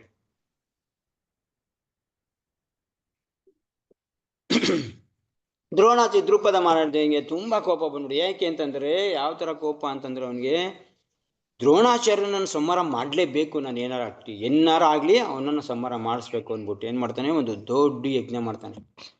ಅದಕ್ಕೋಸ್ಕರ ಯಜ್ಞ ಮಾಡ್ತಾನೆ. ಯಜ್ಞ ಮಾಡದಲ್ಲಿ ನನಗೆ ಒಂದು ಮಗು ಬೇಕು, ಏನು ಇವನ್ ಬೇಕು, ಒಬ್ಬ ಯೋಧ ಬೇಕು. ಅವನು ದ್ರೋಣಾಚಾರ್ಯನ ಕೊಲ್ಲಂತವನೇ ಆಗಿರ್ಬೇಕು, ಬೇರೆ ಏನಕ್ಕೂ ಉದ್ದೇಶ ಅಲ್ಲ. ದ್ರೋಣಾಚಾರ್ಯ ಕೊಲ್ಲಕ್ಕೆ ನನ್ಗೊಂದು ಮಗು ಬೇಕು ಅಂತ ಯಜ್ಞ ಮಾಡ್ತಾನೆ. ಆ ಒಂದು ಯಜ್ಞ ಇರುತ್ತೆ. ಯಾಜೋಪಚಾರ್ಯರು ಅಂದ್ಬಿಟ್ಟು ಒಬ್ರು ಪುರೋಹಿತರು ಬರ್ತಾರೆ, ಇಬ್ರು ಅವರ ಯಜ್ಞ ಮಾಡ್ಕೊಡ್ತಾರೆ. ಆ ಯಜ್ಞ ಮಾಡ್ತಾ ಇದ್ದಂಗೆ ಲಾಸ್ಟ್ ಆಹುತಿ ಆಗಿದ ತಕ್ಷಣ ಯಜ್ಞ ಕುಣದಿಂದ ದುಷ್ಟದ್ಯುಮ್ನ ಬರ್ತಾನೆ. ಉಡ್ತಾನೆ ದೊಡ್ಡವನೇ, ಚಿಕ್ಕ ಮಗು ಆಗ್ಬಿಡಲ್ಲ, ಉಡ್ತಾನೆ ದೊಡ್ಡವನಾಗಿ ಬರ್ತಾನೆ. ರಥಾದಿಗಳು ಇಟ್ಕೊಂಡು ಪೂರ್ತಿ ಎಲ್ಲ ಯೋಧನಾಗೆ ಬರ್ತಾನೆ. ಅವನು ಅಲಂಕಾರ ಮಾಡ್ಕೊಂಡು ಯೋಧನಾಗೆ ಬರ್ತಾನೆ. ಐಶ್ವರ್ಯನೂ ಕೂಡ ತರ್ತಾನೆ ಜೊತೆಗೆ. ಸೊ ಬಂದಿದ ತಕ್ಷಣ ಏನಾಗುತ್ತೆ, ಮತ್ತೆ ಇನ್ನೊಂದು ರೂಪ ಬರುತ್ತೆ, ಹೆಣ್ಣು ರೂಪ, ಒಂದು ದ್ರೌಪದಿನೂ ಬರ್ತಾಳೆ. ಅದರಿಂದಾನೆ ಆ ದ್ರೌಪದಿ ಹುಟ್ಟಿದ್ದಲ್ಲ, ಯಜ್ಞದಿಂದನೇ ಬರ್ತಾಳೆ. ಸೊ ಇಬ್ರು ಮಕ್ಕಳು ಅಂತ ಸಾಕ್ತಾರೆ. ಆವಾಗ ದ್ರೌಪದ ಹುಟ್ಟಿದ ತಕ್ಷಣ ಏನಾಗುತ್ತೆ, ಇದಕ್ಕೆ ಕಳಿಸ್ಬೇಕು. ಅದಕ್ಕೆ ಗುರುಕುಲ ಕಳಿಸ್ಬೇಕು. ಯಾರ ಹತ್ರ ಕಳ್ಸೋದು? ಆವಾಗಿನ ಕಾಲದಲ್ಲಿ ಶ್ರೇಷ್ಠ ಬ್ರಾಹ್ಮಣ ಅನ್ಸ್ಕೊಂಡಿರು, ಎಲ್ಲರಿಗೂ ಬಿಲ್ವಿದ್ಯೆ ಹೇಳ್ಕೊಡ್ತಾ ಇದ್ರು ಒಬ್ರೆ. ಯಾರು? ದ್ರೋಣಾಚಾರ್ಯರು. ದ್ರೋಣಾಚಾರ್ಯರ ಹತ್ರನೇ ಕಳಿಸ್ತಾನೆ. ಇದು ದ್ರೋಣಾಚಾರ್ಯರಿಗೂ ಗೊತ್ತಿರುತ್ತೆ ದುಷ್ಟದ್ಯುಮ್ನ ಹುಟ್ಟಿರೋದು ನನ್ನನ್ನು ಕೊಲ್ಲಕ್ಕೆ ಅಂತಾನೆ. ಇದು ಎಲ್ಲಾರ್ಗೂ ಗೊತ್ತಿರುತ್ತೆ. ಇದೇನು ಓಪನ್ ವಿಷಯ, ಎಲ್ಲಾರ್ಗೂ ಗೊತ್ತಿರುತ್ತೆ. ಯಜ್ಞ ಅಂತ ದೊಡ್ಡ ಯಜ್ಞ ಮಾಡಿದ್ಮೇಲೆ ಗೊತ್ತಾಗ್ಬಿಟ್ಟಿರುತ್ತೆ ಎಲ್ಲಾರ್ಗು. ಸೊ ದ್ರೋಣಾಚಾರ್ಯರ ಹತ್ರ ಬರ್ತಾನೆ ದುಷ್ಟದ್ಯುಮ್ನ ಬಂದ್ಬಿಟ್ಟು ನಮಗೆ ಇದು ಹೇಳ್ಕೊಡಿ ಅಂತಾನೆ. ದ್ರೋಣಾಚಾರ್ಯರು ಏನು ಮಾತಾಡಲ್ಲ, ವಿದ್ಯೆ ಹೇಳ್ಕೊಟ್ಬಿಡ್ತಾರೆ. ಎಲ್ಲ ವಿದ್ಯೆ A to Z, ಎಲ್ಲ ಶಸ್ತ್ರಕಲೆ, ಎಲ್ಲ ವ್ಯೂಹ ರಚನೆ ಮಾಡೋದು ಎಲ್ಲ ಹೇಳ್ಕೊಟ್ಬಿಡ್ತಾನೆ. ಅದಕ್ಕೆ ಇಲ್ಲಿ ನೋಡಿ, ವ್ಯೂಹ ರೂಪವಾಗಿ ರಚಿಸಿರುವ ಪಾಂಡವರ ಸೈನ್ಯವನ್ನು ನೋಡಿ ಅಂತ ದುರ್ಯೋಧನ ಹೇಳ್ತಾ ಇರೋದು. ಇನ್ನು ಚತುರ ಶಿಷ್ಯ ವ್ಯಂಗ್ಯವಾಗಿ ಹೇಳ್ತಾರ ಮಾತಿದು. ಯಾಕೆ ವ್ಯಂಗ್ಯ? ಆಡ್ಕೊಳ್ಳೋ ಥರ ಮಾತಾಡ್ತಾ ಇರೋದು ಇದು ದುರ್ಯೋಧನ ಇವ್ರನ್ನ ದ್ರೋಣಾಚಾರ್ಯನ. ಯಾಕೆಂದ್ರೆ ನೀನು ಅವತ್ತು ದ್ರೋಷ್ಟದ್ಯುಮ್ನ ನಿನ್ನನ್ನು ಕೊಲ್ಲಕ್ಕೆ ಅಂತಾನೆ ಹುಡ್ತಾನೆ ಅನ್ಕೊಂಡಿದ್ರು ಕೂಡ ಯಾಕೆ ಅವನಿಗೆ ಯುದ್ಧ ಕಲೆ ಹೇಳ್ಕೊಟ್ರಿ? ಇದು ದುರ್ಯೋಧನಿಗಿರೋಂಥ ಪ್ರಾಬ್ಲಮ್. ಏನೋ ನಿಮ್ಗೆ ಗೊತ್ತು ಅವನೇ ನಿನ್ನನ್ನು ಕೊಲ್ತಾನೆ ಅಂತ, ಆದ್ರೂ ಕೂಡ ಯುದ್ಧ ಕಲೆ ಹೇಳ್ಕೊಟ್ಬಿಟ್ಟು ಇವತ್ತು ನೋಡಿ ನಿನ್ನನ್ನು ಕೊಲ್ಲಕ್ಕೋಸ್ಕರ ವ್ಯೂಹ ರಚನೆ ಮಾಡಿ ನಿಂತಿದ್ದಾನೆ. ದುರ್ಯೋಧನ ವಿಷಯದಲ್ಲಿ ಕೊಲ್ಬೇಕು ಅಂತಂದ್ರೆ ವ್ಯೂಹ ರಚನೆ ಮಾಡೇ ಕೊಲ್ಬೇಕಿತ್ತಾ? ಹೆಂಗ್ ಬೇಕಾದ್ರೆ ಕೊಲ್ಬೋದಿತ್ತು. ಆದ್ರೆ ದುರ್ಯೋಧನ ವಿಚಾರ ಏನೋ, ನೀನು ಹೇಳ್ಕೊಟ್ಟಿದ್ದಕ್ಕೆ ಅವ್ನು ವ್ಯೂಹ ರಚನೆ ಮಾಡಿರೋದು. ನೀನು ಹೇಳ್ಕೊಡ್ಲಿಲ್ಲ ಅಂದ್ರೆ ಈ ತರ ಪ್ರಾಬ್ಲಮ್ ಬರ್ತಿರ್ಲಿಲ್ಲ. ನೀನೇನ್ ಮಾಡಿದ್ರಿ? ತಪ್ಪು ಮಾಡಿದ್ರಿ. ನೋಡಿ ನೋಡಿ ಅಂತ ಹೇಳಿ, ಯಾಕೆ ನೋಡಿ ಅಂತ ಹೇಳ್ತಾನೆ? ನೋಡಿ ಅಲ್ಲಿ ನೋಡಿ ಏನಂತ, ನಿಮ್ಮ ಶಿಷ್ಯ ಯಾವ ಥರ ಮಾಡಿದ್ದಾನೆ ನೋಡಿ. ಯಾಕೆ ಮಾಡಿದ್ದಾನೆ? ನೀವು ಹೇಳ್ಕೊಟ್ಟಿದ್ದಕ್ಕೆ. ನಿಮ್ಗೆ ಗೊತ್ತಿರ್ಲಿಲ್ವ ಅವತ್ತು ನಿಮ್ಗೆ ಕೊಲ್ತಾನೆ ಅಂತ? ಗೊತ್ತಿತ್ತು. ಯಾಕೆ ಹೇಳ್ಕೊಟ್ರಿ? ಹೇಳ್ಕೊಡ್ಬಾರ್ದಿತ್ತು ನೀವು ಅನ್ನೋ ಲೆವೆಲಲ್ಲಿ ಹೇಳ್ತಾ ಇರೋದು ದುರ್ಯೋಧನ. ಯಾರಿಗೆ? ದ್ರೋಣಾಚಾರ್ಯ. ದುರ್ಯೋಧನ್ಗೆ ಏನಾಗಬೇಕು? ಗುರು ಆಗ್ಬೇಕು. ಗುರುಗೆ ಏನ್ ಮಾಡ್ತಾ ಇದ್ದಾನೆ? ತಿರ್ಕೊಂಡು ಹೇಳ್ತಾ ಇದ್ದಾನೆ. ಬೈತಾ ಇದ್ದಾನಲ್ಲ, ತಿರ್ಕೊಂಡು ಒಂಥರ ವ್ಯಂಗ್ಯವಾಗಿ ಆಡ್ಕೊಳ್ಳೋ ತರ ಹೇಳ್ತಾರೆ ಮಾತು. ಈ ತರ ಯಾವಾಗ ನಾವು ಇದರಿಂದ ಏನ್ ಗೊತ್ತಾಗುತ್ತೆ ಅದಿರ್ಲಿ ಆಮೇಲೆ. ಸೊ ಈ ತರ ದುರ್ಯೋಧನ ಈ ತರ ಈ ಮಾತು ಹೇಳ್ತಾ ಇರೋದು ಇದಕ್ಕೆ, ಈ ಪಾಯಿಂಟ್ಗೋಸ್ಕರ. ನಿಮ್ಮ ಚತುರ ಶಿಷ್ಯನಾದ ದ್ರುಪದನ ಮಗ ಯಾರು ಇಲ್ಲಿ ಇದ್ರಲ್ಲಿ ಹೇಳಿಲ್ಲ ಅಂತಂದ್ರೆ ದ್ರುಪದನ ಮಗ ಅಂತಂದ್ರೆ ಗೊತ್ತಾಗುತ್ತೆ. ದ್ರುಪದನ ಮಗ ದುಷ್ಟದ್ಯುಮ್ನ ಈಗ ಇವರು ರಚನೆ ಮಾಡಿ ನಿಂತಿದ್ದಾನೆ ಪಾಂಡವರ ಕಡೆ ಹೋಗಿ. ಇವಾಗ ನಿಮ್ಮ ಮುಂದೆ ನಿಂತಿದ್ದಾನೆ, ನಿಮ್ಮ ಶಿಷ್ಯನೇ ಅವನು. ಅಂದ್ರೆ ಅರ್ಜುನನು ಕೂಡ ದ್ರೋಣಾಚಾರ್ಯ ಶಿಷ್ಯ. ಇವಾಗ ಅವನ ಮುಂದೆನೆ ನಿಂತಿದ್ದಾನೆ ಅವನು. ದ್ರೋಣಾಚಾರ್ಯ ಮುಂದೆ ತಾನೇ ನಿಂತಿರೋದು, ಅವನ ಕೊಲಕ್ಕೇನೆ ಅಂತ ತಾನೇ ನಿಂತಿರೋದು. ಅರ್ಜುನ ಎಲ್ಲರೂ ಶಿಷ್ಯರೇ. ಒಂದಲ್ಲ ಒಂದಿರ್ತಿಲಿ ಇವ್ರ ಕಡೆ ಅವ್ರ ಕಡೆ ಮೈನ್ ಮುಖ್ಯವಾಗಿ ಇರೋರೆಲ್ಲ ಅವ್ರ ಶಿಷ್ಯರೇ. ಸೊ ಅಂದಮೇಲೆ ಈಗ ಅವ್ರಿಗೆ ಅಗೇನೆಸ್ಟಾಗೆ ನಿಂತಿದ್ದಾರೆ. ಪರಿಸ್ಥಿತಿ ನೋಡಿ ಹಂಗಿದೆ. ಸೊ ಈಗ ಈ ಇದರಲ್ಲಿ ನೀವು ಅವನಿಗೆ ಹೇಳ್ಕೊಟ್ಟಿದ್ರಿಂದ ನಿಮ್ಗೇನಾಯ್ತು? ನಿಮ್ಗೆ ಸಾವು ಬರೋ ಥರ ಪರಿಸ್ಥಿತಿ ಬಂದಿದೆ ಇವಾಗ ಅನ್ನೋ ಥರ ದುರ್ಯೋಧನದಿದು. ನಿಮ್ಮ ಕೊಲ್ಲಕ್ಕೆ ಅಂತ ಹುಟ್ಟಿದ್ದ. ಹಂಗಾದ್ರೆ ದುರ್ಯೋಧನ ಅಕಸ್ಮಾತ್ ಇವ್ ರಚನೆ ಮಾಡಲಿಲ್ಲ ಅಂತಂದಿದ್ರೆ ಹಂಗಾರೆ ಸುಳ್ಳಾಗ್ತಿತ್ತ ಮಾತು? ಹೆಂಗಾದ್ರೂ ಒಂದು ಕೊಲ್ತಿದ್ದ ತಾನೆ. ಯಾರು? ದುಷ್ಟದ್ಯುಮ್ನ, ದ್ರೋಣಾಚಾರ್ಯನ. ಇದೆಲ್ಲ ಇನ್ನೊಂದೆಲ್ಲ ಯಾವ್ದೋ ಮುಖಾಂತರ ಯಾಕೆಂದ್ರೆ ಯಜ್ಞದಿಂದ ಬಂದಿರೋ, ಅದಕ್ಕೋಸ್ಕರ ಬಂದಿರೋ ಅದು ಮಾತು ಸುಳ್ಳಾಗದೇ ಇಲ್ಲ. ಸೊ ಈ ತರ ಈ ಭಾವನೆ ಇದ್ದಿದ್ದಕ್ಕೇನೆ ಶ್ರೇಷ್ಠ ಬ್ರಾಹ್ಮಣರಾಗಿ ಇದನ್ನೇ ಬೇರೆ ವ್ಯಾಖ್ಯಾನ ಹೇಳ್ತಾರೆ ಗೊತ್ತಾ? ಪ್ರಭುಪಾದಲ್ಲಿ ಇವ್ರನ್ನ ದ್ರೋಣಾಚಾರ್ಯನ ಶ್ರೇಷ್ಠ ಬ್ರಾಹ್ಮಣ ಅಂತ ಹೇಳ್ತಾ ಇದ್ದಾರೆ. ಶ್ರೇಷ್ಠ ಬ್ರಾಹ್ಮಣರಾಗಿ ಅವ್ನ ವಿದ್ಯೆ ಕಲೆ ಹೇಳ್ಕೊಟ್ರು. ಅಂದ್ರೆ ಬ್ರಾಹ್ಮಣತ್ವ ಏನು? ನನಗೆ ಸಾವು ಬರಬೇಕು ಅಂತ ಅನ್ನೋದಿದ್ರೆ ಹೆಂಗನ ಅದು ಭಗವಂತನ ಇಚ್ಛೆ. ಅದು ನನ್ನ ಕೈಲಿ ತಡೆಯೋಕ್ಕಾಗೋದಿಲ್ಲ. ಅದಕ್ಕೆ ಯಾಕೆ ನಾನು ನನ್ನ ವಿದ್ಯೆನ ಇನ್ನೊಬ್ರಿಗೆ ಹೇಳ್ಕೊಡೋದ್ರಲ್ಲಿ ನಾನು ದೋಷ ಮಾಡಬೇಕು, ಲೋಪ ಮಾಡ್ಕೋಬೇಕು? ಯಾರು ಇದ್ದೀವಿ ಅಂತ ಹೇಳ್ಕೊಡಕ್ ಬಂದ್ರೆ ಅವ್ರಿಗೆ ಇಲ್ಲ ಅನ್ಬಾರ್ದು. ಅದು ದೋಷ ಆಗುತ್ತೆ. ಕರೆಕ್ಟ್, ಅವನ ಹತ್ರ ಏನಾರು ಕೆಪಾಸಿಟಿ ಇದ್ರೆ, ಅವ್ನು ಸಾಕ ಯೋಗ್ಯವಾಗಿದ್ರೆ ಇಲ್ಲ ಅನ್ಬಾರ್ದು.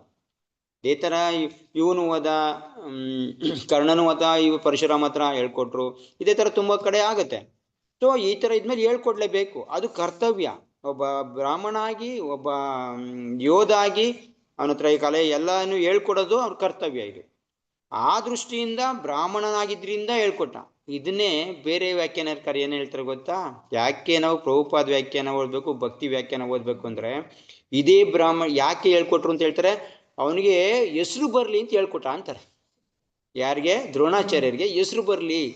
ನಾನು ಹಿಂಗೆ ಅವನು ನನ್ನ ಕೊಲ್ಲಕ್ಕೆ ಅಂತ ಕೊಲ್ಲಕ್ಕೆ ಅಂತಾನೆ ಹುಟ್ಟಿದ್ರು ಕೂಡ ನಾನು ಹೇಳ್ಕೊಟ್ರೆ ನನಗೆ ಹೆಸರು ಬರುತ್ತೆ ಅಂತ ಹೇಳ್ಕೊಟ್ರು ಅಂತ ಹೇಳ್ತಾರೆ ಬೇರೆ ವ್ಯಾಖ್ಯಾನಕಾರರು. ಇದು ವ್ಯಾಖ್ಯಾನನೇ.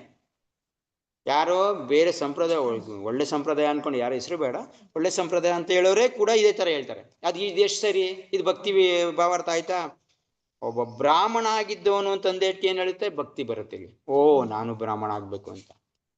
ಇಲ್ಲಾಂದ್ರೆ ಈ ತರ ಕೆಲಸ ಮಾಡ್ಬೇಕು ಅಂದ್ರೆ ನನಗೂ ಕೂಡ ಏನು ಹೆಸರು ಬರ್ಲಿ ಅಂತ ಹೇಳ್ಕೊಟ್ರು ಅಂತ ಆಗ್ಬಿಡುತ್ತೆ. ನನ್ಗೆ ಇದನ್ನ ಅಳವಡಿಸ್ಕೋಬೇಕಾದ್ರೆ ಯಾವ ತರ ಅಳವಡಿಸ್ಕೋತೀರಾ? ಅಕಸ್ಮಾತ್ ನಮ್ಮ ಹತ್ರ ಇರೋಂಥ ಬುದ್ಧಿ ಇದನ್ನ ಜ್ಞಾನನ ನಾವು ಇನ್ನೊಬ್ರಿಗೆ ಹೇಳ್ಕೊಡ್ಬೇಕು ಅಂದ್ರೆ ಏನಕ್ಕೆ ಅಂತ ಹೆಸರು ಬರಲಿ, ಫೇಮಸ್ ಆಗೋಣ ಅಂತ ಹೇಳ್ಕೊಟ್ರು ಅಂತ ಭಾವಾರ್ಥ ಆಗ್ಬಿಡುತ್ತೆ. ಅದೇ ಶ್ರೇಷ್ಠ ಬ್ರಾಹ್ಮಣ ಅಂತ ಪ್ರಭುಪಾದ ಹೇಳ್ತಿರೋ ಭಾವಾರ್ಥ ಬರೆದ್ರೆ ಏನಾಗುತ್ತೆ ನಮಗೆ? ನಾನು ಬ್ರಾಹ್ಮಣ ಆಗ್ಬೇಕು, ನಾನು ಯಾಕೆ ನಾನು ಬ್ರಾಹ್ಮಣತ್ವ ಪಡಿಬೇಕು ಅನ್ನೋ ಭಾವನೆ ಬರುತ್ತೆ. ಇದನ್ನೇ ಭಕ್ತಿ ಭಾವಾರ್ಥ ಅಂತೀವಿ. ಪ್ರತಿ ಒಂದು ಕೂಡ ಭಕ್ತಿಗೆ ಅನ್ವಯಿಸ್ಬೇಕು. ಆದ್ರೆ ಮಹಾಭಾರತ ಓದ್ಬೇಕಾದ್ರೆ ಇದೆಲ್ಲ ಏನಾಗುತ್ತೆ? ಅದು ಜ್ಞಾನದಲ್ಲಿ ಪರಿವರ್ತನೆ ಆಗ್ಬಿಡುತ್ತೆ, ಮತ್ತೆ ಹೆಸರಲ್ಲಿ ಪರಿವರ್ತನೆ ಆಗ್ಬಿಡುತ್ತೆ, ಭೌತಿಕ ವಿಚಾರ ಬಂದು.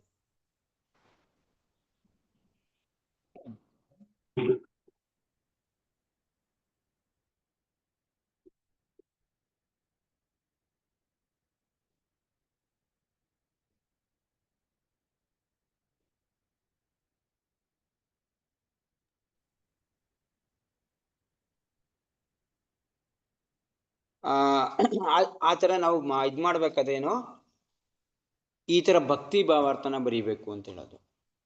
ಬ್ರಾಹ್ಮಣನೇ ಅವರು ಶ್ರೇಷ್ಠ ಬ್ರಾಹ್ಮಣ ಆಗಿದ್ರು, ಅವ್ನು ಶ್ರೇಷ್ಠ ಬ್ರಾಹ್ಮಣನೇ ಆಗಿದ್ರು, ಅವ್ನು ಹೇಳ್ಕೊಟ್ಟಿದ್ದು ಅದಕ್ಕೋಸ್ಕರನೇ ಶ್ರೇಷ್ಠ ಬ್ರಾಹ್ಮಣ ಆಗಿದ್ದೇನೆ. ಹೆಸರು ಬರ್ಲಿ ಅಂತ ಅಲ್ಲ, ಆಕ್ಚುಲಿ ಅದೆಲ್ಲ ಗೌಣ, ಅದು ಸೆಕೆಂಡ್ರಿ. ಹೆಸರು ಬಂದೇ ಬರುತ್ತೆ. ನಾನು ಶ್ರೇಷ್ಠ ಬ್ರಾಹ್ಮಣ ಆಗಿದ್ದು ನಾನು ಯಾಕೆ ಇದನ್ನ ಲೋಪ ಮಾಡ್ಕೋಬೇಕು ಅಂತ ಹೇಳ್ಕೊಟ್ರು ಅಂತ ಪ್ರಭುಪಾದ್ ಬರೀತಾರೆ. ಸೊ ಇದಕ್ಕೆ ಪ್ರಭುಪಾದ್ ಭಾವಾರ್ಥ ಓದಿ ಯಾಕೆ ಭಕ್ತರಾಗಿದ್ದಾರೆ? ಇದಕ್ಕಾಗಿದ್ದಾರೆ. ಅದೇ ಬೇರೆ ತಗರಿ ಇದಕ್ಕೆ ಭಾವಾರ್ಥ ಬರ್ದಿರೋರೆಲ್ಲ ನನಗೆ ಹೆಸರು ಬರಲಿ, ನಾನು ಫೇಮಸ್ ಆಗೋಣ, ನನಗೆ ಹಣ ಕೊಟ್ಟರು, ಮತ್ತೆ ದ್ರೌಪದ ಮಹಾರಾಜನ ಎದುರಿಸೋಕ್ಕೋಸ್ಕರ, ದ್ರೌಪದ ಮಹಾರಾಜನ ಕೈಲಿ ಸಹಿ ಹಂಚ್ಕೊಳ್ಳೋಕ್ಕೋಸ್ಕರ. ಸೊ ಇದು ಬೇರೆ ಬೇರೆ ತರ ಭಾವಾರ್ಥ ಬರೀತಾರೆ. ಆದ್ರಿಂದ ಭಕ್ತರಾಗಲ್ಲ. ಇಲ್ಲಿ ನೋಡಿ, ಶ್ರೇಷ್ಠ ಬ್ರಾಹ್ಮಣ ಅಂತ ಪ್ರಭುಪಾದ್ ಬರೀತಾರೆ. ಸೊ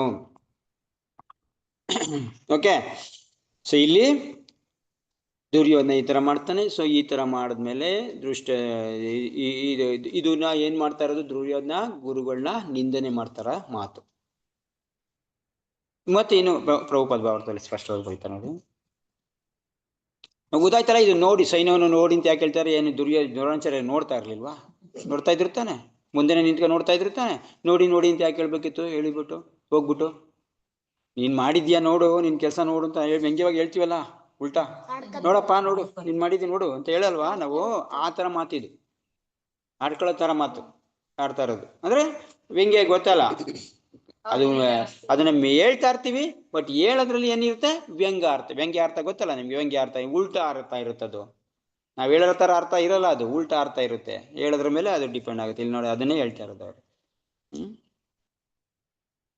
ಸ್ವಭಾವಾರ್ಥ. ವ್ಯವಹಾರ ಚಿತ್ರನಾದ ದುರ್ಯೋಧನನು ಶ್ರೇಷ್ಠ ಬ್ರಾಹ್ಮಣ ಸೇನಾಧಿಪತಿಯಾದ ದ್ರೋಣಾಚಾರ್ಯರ ದೋಷವನ್ನು ಎತ್ತಿ ತೋರಿಸಲು ಬಯಸಿದ. ದುರ್ಯೋಧನ ಏನ್ ಮಾಡ್ತಾ ಇದ್ದಾನೆ? ದ್ರೋಣಾಚಾರ್ಯರ ದೋಷನ ಎತ್ತಿ ಬಯಸಕ್ಕೆ ನೋಡಿ. ಅರ್ಜುನನ ಹೆಂಡತಿ ದ್ರೌಪದಿ, ಅವಳ ತಂದೆ ದ್ರುಪದ. ದ್ರೋಣಾಚಾರ್ಯರಿಗೂ ದ್ರುಪದನಿಗೂ ಒಂದು ರಾಜಕೀಯ ಕಲಹವಾಗಿತ್ತು. ಪ್ರಭುಪಾದ ಸಿಂಪಲ್ ಆಗಿ ಬರೀತಾರೆ ಇದನ್ನು. ಕಲಹದ ಫಲವಾಗಿ ದ್ರುಪದನು ಒಂದು ಮಹಾಯಾಗವನ್ನು ಮಾಡಿ ದ್ರೋಣಾಚಾರ್ಯರನ್ನು ಕೊಲ್ಲಬಲ್ಲ ಮಗನನ್ನು ಪಡೆಯುವ ವರವನ್ನು ಗಳಿಸಿದ. ಇದು ದ್ರೋಣಾಚಾರ್ಯರಿಗೆ ಚೆನ್ನಾಗಿ ತಿಳಿದಿತ್ತು.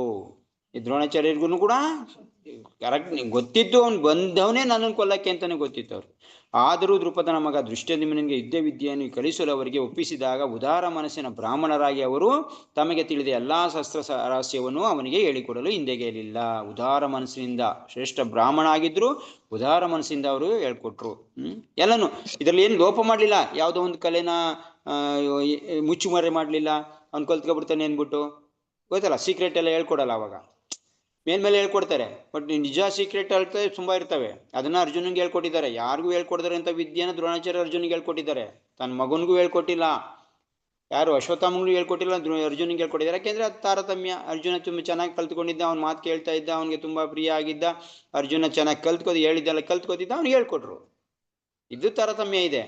ಆದ್ರೆ ಇವ್ನಿಗೆ ಹೇಳ್ಕೊಡ್ಬೇಕು. ಎಲ್ಲರೂ ನಾರ್ಮಲ್ ಆಗಿ ಏನ್ ಹೇಳ್ಕೊಡ್ತಾರೆ ಅದೆಲ್ಲನೂ ಕೂಡ ಹೇಳ್ಕೊಟ್ರು. ಯಾರೋ ಧೃಷ್ಟದ್ಯುಮ್ನಿಗೆ ಅವ್ರಿಗೆ ಭಾವನೆನೇ ಇರ್ಲಿಲ್ಲ, ಇವ್ನು ಕೊಲ್ತಾನೇನೋ ಹೇಳ್ಕೊಡೋಗ. ನೋಡಿ, ಈ ವ್ಯಕ್ತಿ ನನ್ನ ಕೊಲ್ತಾನೆ ಅಂದ್ರೆ ಯಾವ ರೀತಿ ಭಾವನೆ ಬರುತ್ತೆ ಹೇಳಿ? ಮುಂದೆ ನನಗೆ ಇವ್ನು ಕೊಲ್ತಾನೆ ಅಂತಂದ್ರೆ ಇವ್ನಿಗೆ ಏನಾರು ಮಾಡಿ ನಾನೇ ಸಾಯಿಸ್ಬೇಕು, ಅದು ಬರುತ್ತೆ ಫಸ್ಟ್ ಆಫ್ ಆಲ್.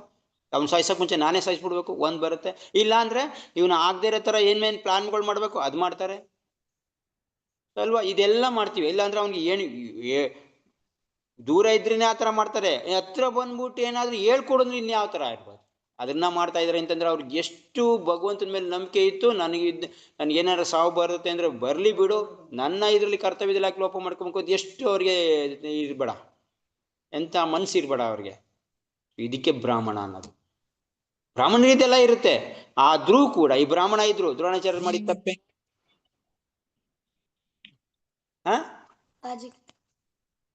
ದುರ್ಯೋಧನ ಕಡೆನೇ ಯುದ್ಧ ಮಾಡಿದ್ದು.